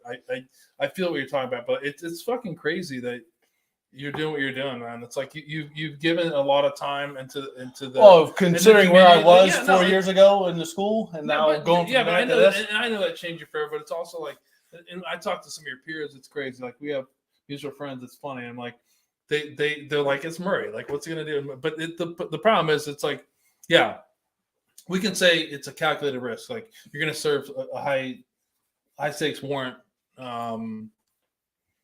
In a week, and a lot of bad shit can happen. And I'm gonna do I don't want on bad Tuesday. shit to happen. What? I'm gonna do 3 of them on Tuesday. Yeah, but listen, brother. Here's what I think is important: is like I look at that young man over there, like Colin. Hey, he went with me one No, day. but listen, I know he did. But Colin and Austin, and they fall into my same. They were friends quickly with my boys, and I look at these guys, and it's just like they mean a lot to me, and I know they want you to be an old grumpy grandfather old. someday later, and they're doing great things, and Yeah, Just do maybe, they like, want maybe like maybe like listen, maybe do they want an old boring grandpa, or do they want a They want a grandpa that grandpa. can tell Yeah, just some maybe crazy powered off a little fucking bit. stories? I mean, I know Right? you can't, but Really, seriously. they You want want- a grandpa that's just sitting there and talking you know about what they dodo want a cases? grandpa. Or they want a grandpa that can talk about busting in doors and kicking But here's ass. what I talked about. They want a grandpa. They want a grandpa. They want a grandpa, right? They want to be able to, like, these guys are. Colin's doing amazing things. No, he can be great. He can make To me be a honest, grandpa like, any day. Austin is doing great things, and I'm I think 52. I'm almost but 52 it years comes- old. but I it can be a comes grandpa back- any day. when it comes back to what we're talking about, is like they want us just to be. They want us to be grandparents, and that's a lot of things that we're struggling with, and right. yeah. Who gives a shit if you're Hey, Dude, your kids aren't like I the tell stories job- about, hey, I you tell know- stories about hitting baseball bats. My Listen. youngest son's like, "You guys Listen. had juice bats. What are you talking about?" Like they don't. They just want you to be there. That's Listen. the funny thing about. The job is less chance of killing me than my freaking own body. Yeah, but the job has brought you there. I mean, Huh? I mean, my body sucks. yeah, but it doesn't. I help got 10 with- more years, I'll be lucky. Nah, come on now. But it's like it's just brought on a lot of things. I think it's funny that, with you. You're a friend, and I see it, and I appreciate the vigor. Is the way to put it, and like the quote, like the like I talked about it before. Like I there's like your vigor. the quote that I talked about earlier, in the beginning, about like you're that dude that's like, if you run away, I will chase you. If you fight me, I'll fight you.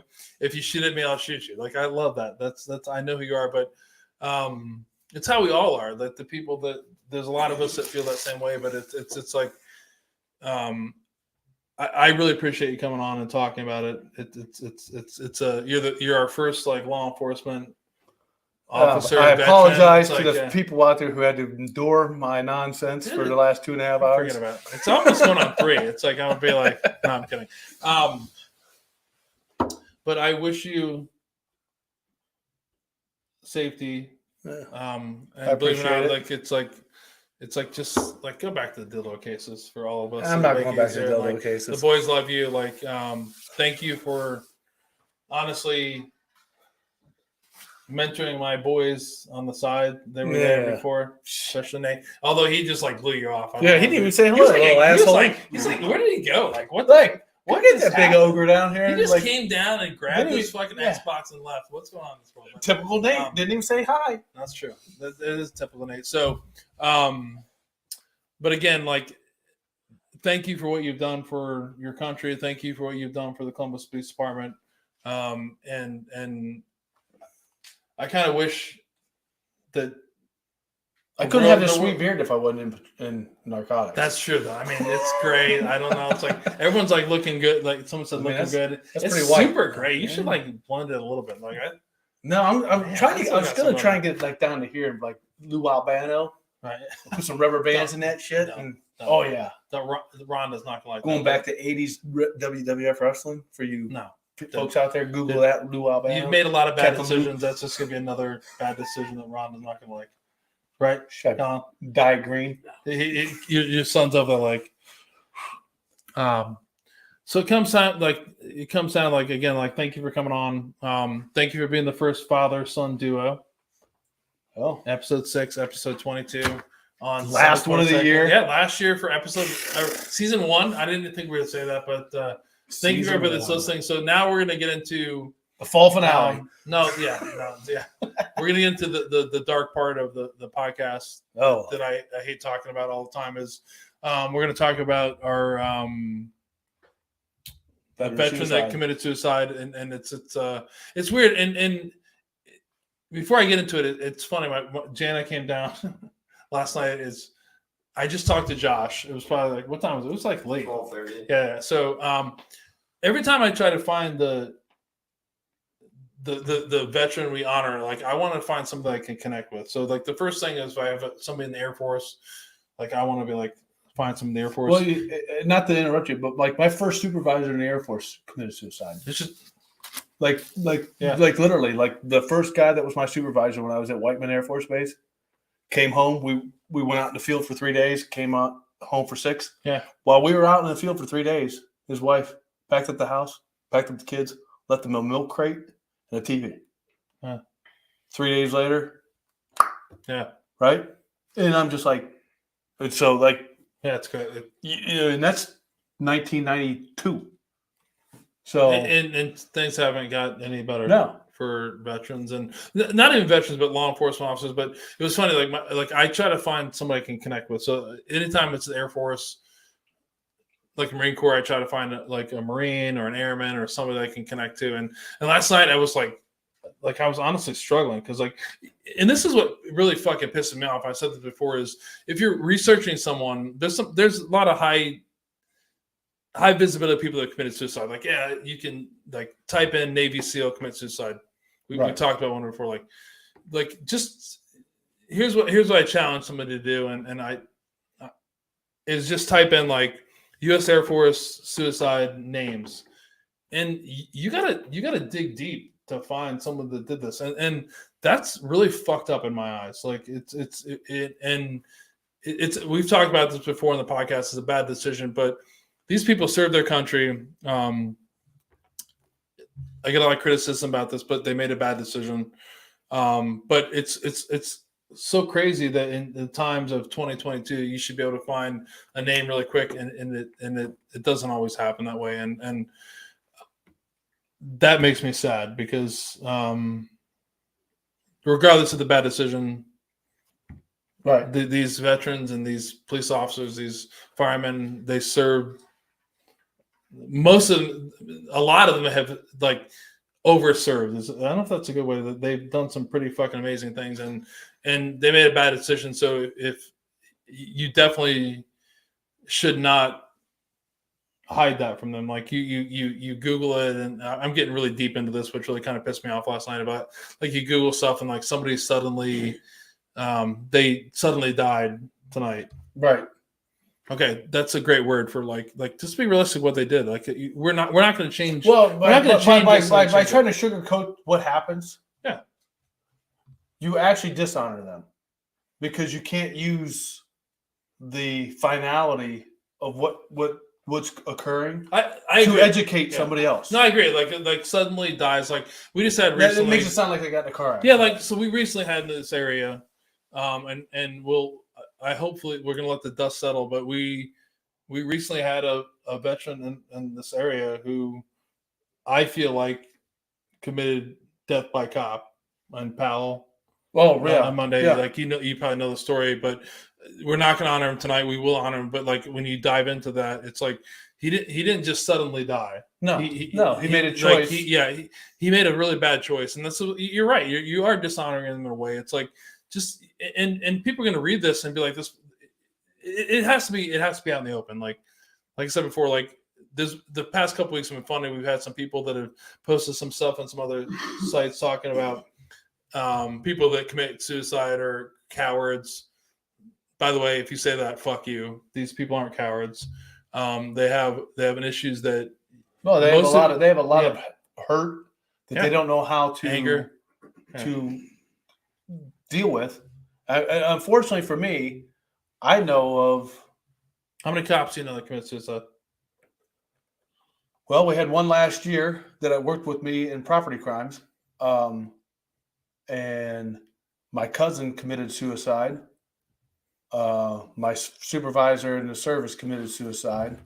So I've known several people over the years, and the thing about every one of them. You'd never know. Yeah. Right. Yeah. Like you'd never know it was that they were thinking about that until after it happens, and you're like, "Where did this?" You know what I mean? Like it just comes out of nowhere. Yeah, but because a lot of times it's a spontaneous decision that they make without truly understanding the ramifications of what it really means to do. No, I agree. I think we're like the military right now. If you're talking about high risk, military law enforcement. firemen, like all these like first responders, we're at risk. We're 100% risk. You just look at the numbers.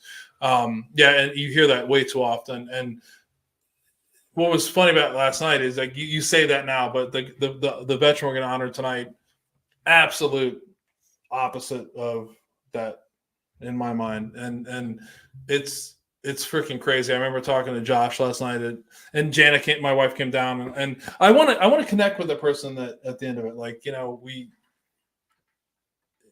because we're honoring them. I've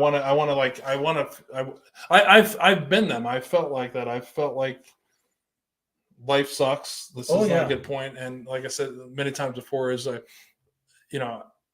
my mindset is it's a bad decision, and it's ultimately a where I lose. Like, I admit the loss, and I don't ever like to lose anything. If it's like anything, I'm not going to lose. But tonight we're going to honor someone that it finally connected with me, and it hit me hard, because I'll tell you before we talk about him is 10 years later, and we'll talk about him later, is his brother actually committed suicide 10 years after he did. So tonight we're going to honor, unfortunately it's not an Air Force guy. Believe me, I try to tie it into the guests that come in here, but unfortunately that didn't happen. But tonight we're going to honor U.S. Army Specialist Stephen Coley, 22 years old. Stephen took his life on May 16th, 2017 in Fort Hood, Texas, just 6 months after returning from a deployment in Taji, Iraq. Stephen was born March 10th, 1985, and graduated from Valencia High School in 2003. He is one of 3 siblings in his family to serve in the military. His sister and his brother also served. His dad was a veteran as well. Prior to his death, Stephen suffered from depression and post-traumatic stress disorder, and was participating in an Army-run mental health assessment program. And if you read about it, just one day prior to him taking his life, he actually told counselors he was going to kill himself. So it's like the people that you're surprised by, but he actually was like, "Hey, I'm going to kill myself." What's crazy about that is actually during his deployment in Iraq, Stephen spent 24 hours under suicide watch. None of that information was passed on to his commander at Fort Hood, where he eventually left. You talk about it. Stephen was an excellent leader. That was a very sensitive guy. People talked about in the military, everybody's like a type A personality. His father, many people said he wasn't. He's just a sensitive guy. He loved people and always wanted to please anyone he encountered. He's actually survived by his wife Laura, his mother and father Ed and Catherine Coley, his siblings Alan, Melissa, Carolyn, James, and Matthew. And like I said before I started this off, his brother, who's actually an officer in the Army, committed suicide 10 years later, and we're going to honor him later on. It was crazy, but what was nuts about him is you brought it up about like so many times we're surprised by it. But his dad, I didn't put the quote in, but his dad actually said in some articles that I think I posted. I don't know if I attached a link. I hope I did. If not, I will. But he actually was like his son. He felt like his son was on the super highway to commit suicide, and there were so many exits that he could have taken off, and he never did. And I'm not trying to blame the military or anything else, but like honestly, everyone like we're a lot of people are surprised by this, and in the past couple episodes we talked about like people aren't surprised about it. Like people are reaching out. If someone is that is struggling, you're struggling. My phone is always on, and I'm willing to talk. And not always the best person to talk to. I know that, but it's okay. But I'm always there to listen. So if you know someone or you are considering suicide, please contact the Veteran Crisis Hotline at 988 or 1-800-273-8255 and press 1, or you can text 838-255. And what's crazy about his case is it's just nuts that his suicide just tore apart his family. And one of the things that his dad talked about his older brother was that he could not get over what happened. But there's veterans and police officers don't talk about it, but there's many of us that are reaching out and trying to help. And just, like I said before, we post this all the time. Is like you just have to be there, be willing to listen. I'm not the best listener. I know that, but most of the time I'll answer the phone, I think. Hey, I mean, although Jason doesn't answer his phone, I call him anymore. His new job, he's like, not feeling I well. call you but, back and you don't answer. which is a whole other thing we're not going to talk about. But thank you, Joe, for coming on. thank you for having me. Thank you for closing out season 1, episode 22, December 22nd, 2022. I didn't think this was going to happen. 22 episodes. Austin, hope you're watching. Episode 6, that feels like forever ago. That was a long time ago. And now I was here.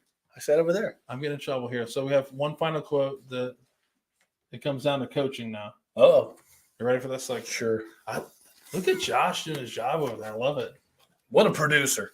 After the first, is he produced? Don't give him that He's a title. producer. Oh, we're God, giving him a title. Thank you. We're Oh, giving my him God, a he's been title. waiting for He's that now. producing. Finally, somebody. Oh my God. I You've recognize. been I'm parroting way too recognizing. much. I'm recognizing the greatness of the The producer. producer. Yeah, you just empowered him more. He's gonna want more money now. Hey, you're gonna get $1 more than you were getting yesterday. It's a whole $1. Which is I appreciate that. We'll end in the quote before we end. And the quote I picked now was a coaching quote. After I feel like you're a teacher, educator, coach, right? Well, the one thing I used to tell all my wrestlers, one thing I used to tell when I was coaching, when somebody said that I can't do something, can't means won't. If you tell me you can't do something, it means you're not willing to try. You won't try. You won't put in the effort to make it happen. Can't means won't. Good. That was I had that on my wall. I didn't quote you. I know, quote but that was my coach. That was my coaching quote that I had in the room every day. It's Can't means won't. Which is struggling, and you didn't see this hopefully because you were too worried about the policing quote. But so we're gonna quote the great Tom Landry. Okay. Even though I hate the freaking Me too. Cowboys. Tom Landry. He had a great hat though. Didn't Tom Landry? I mean, you couldn't have found a Sam Rutigliano. Dude, come on. I mean, The cardiac kids. You couldn't we get didn't something. even, we didn't even get into Ohio State football. We're 3 hours into this. We could go. Into No, an I'm a hour. Browns guy. You could have got into some old No, school we can't. Browns. No way. Dude, when is the last time the Browns? Listen, shut your mouth. So we're gonna quote legendary Hall of Fame coach Tom Fedora Landry. wearing. I'm a Giants fan. I hate the Cowboys. So Fedora he wearing. had a great Tom fedora. He had a Landry. great hat. He was He a did great have a guy. nice hat. And so Coach Landry said, "A coach is someone who tells you what you don't want to hear, who has you see what you don't want to see, so you can be who you have always known you could be." Which ties into I don't want to your quotes similar, but Tom Landry said it better, I think. Yeah, fuck Tom. But no, thank you everybody. Thank you for tuning in for episode 22. Thank you for tuning in to season 1, which is great. Everybody that's listening, and Rhonda, Colin will get She's home, a saint. get home soon. You're No, blessed. she's You're a blessed. saint. Yeah, she's a saint. So thank you everybody. We'll see you guys 2023 in a couple weeks. Thanks everybody. Thanks you, Joe. Thank you for And, having me. Thanks for everybody behind the scenes for helping out. And we'll see you in a couple weeks. Merry Christmas.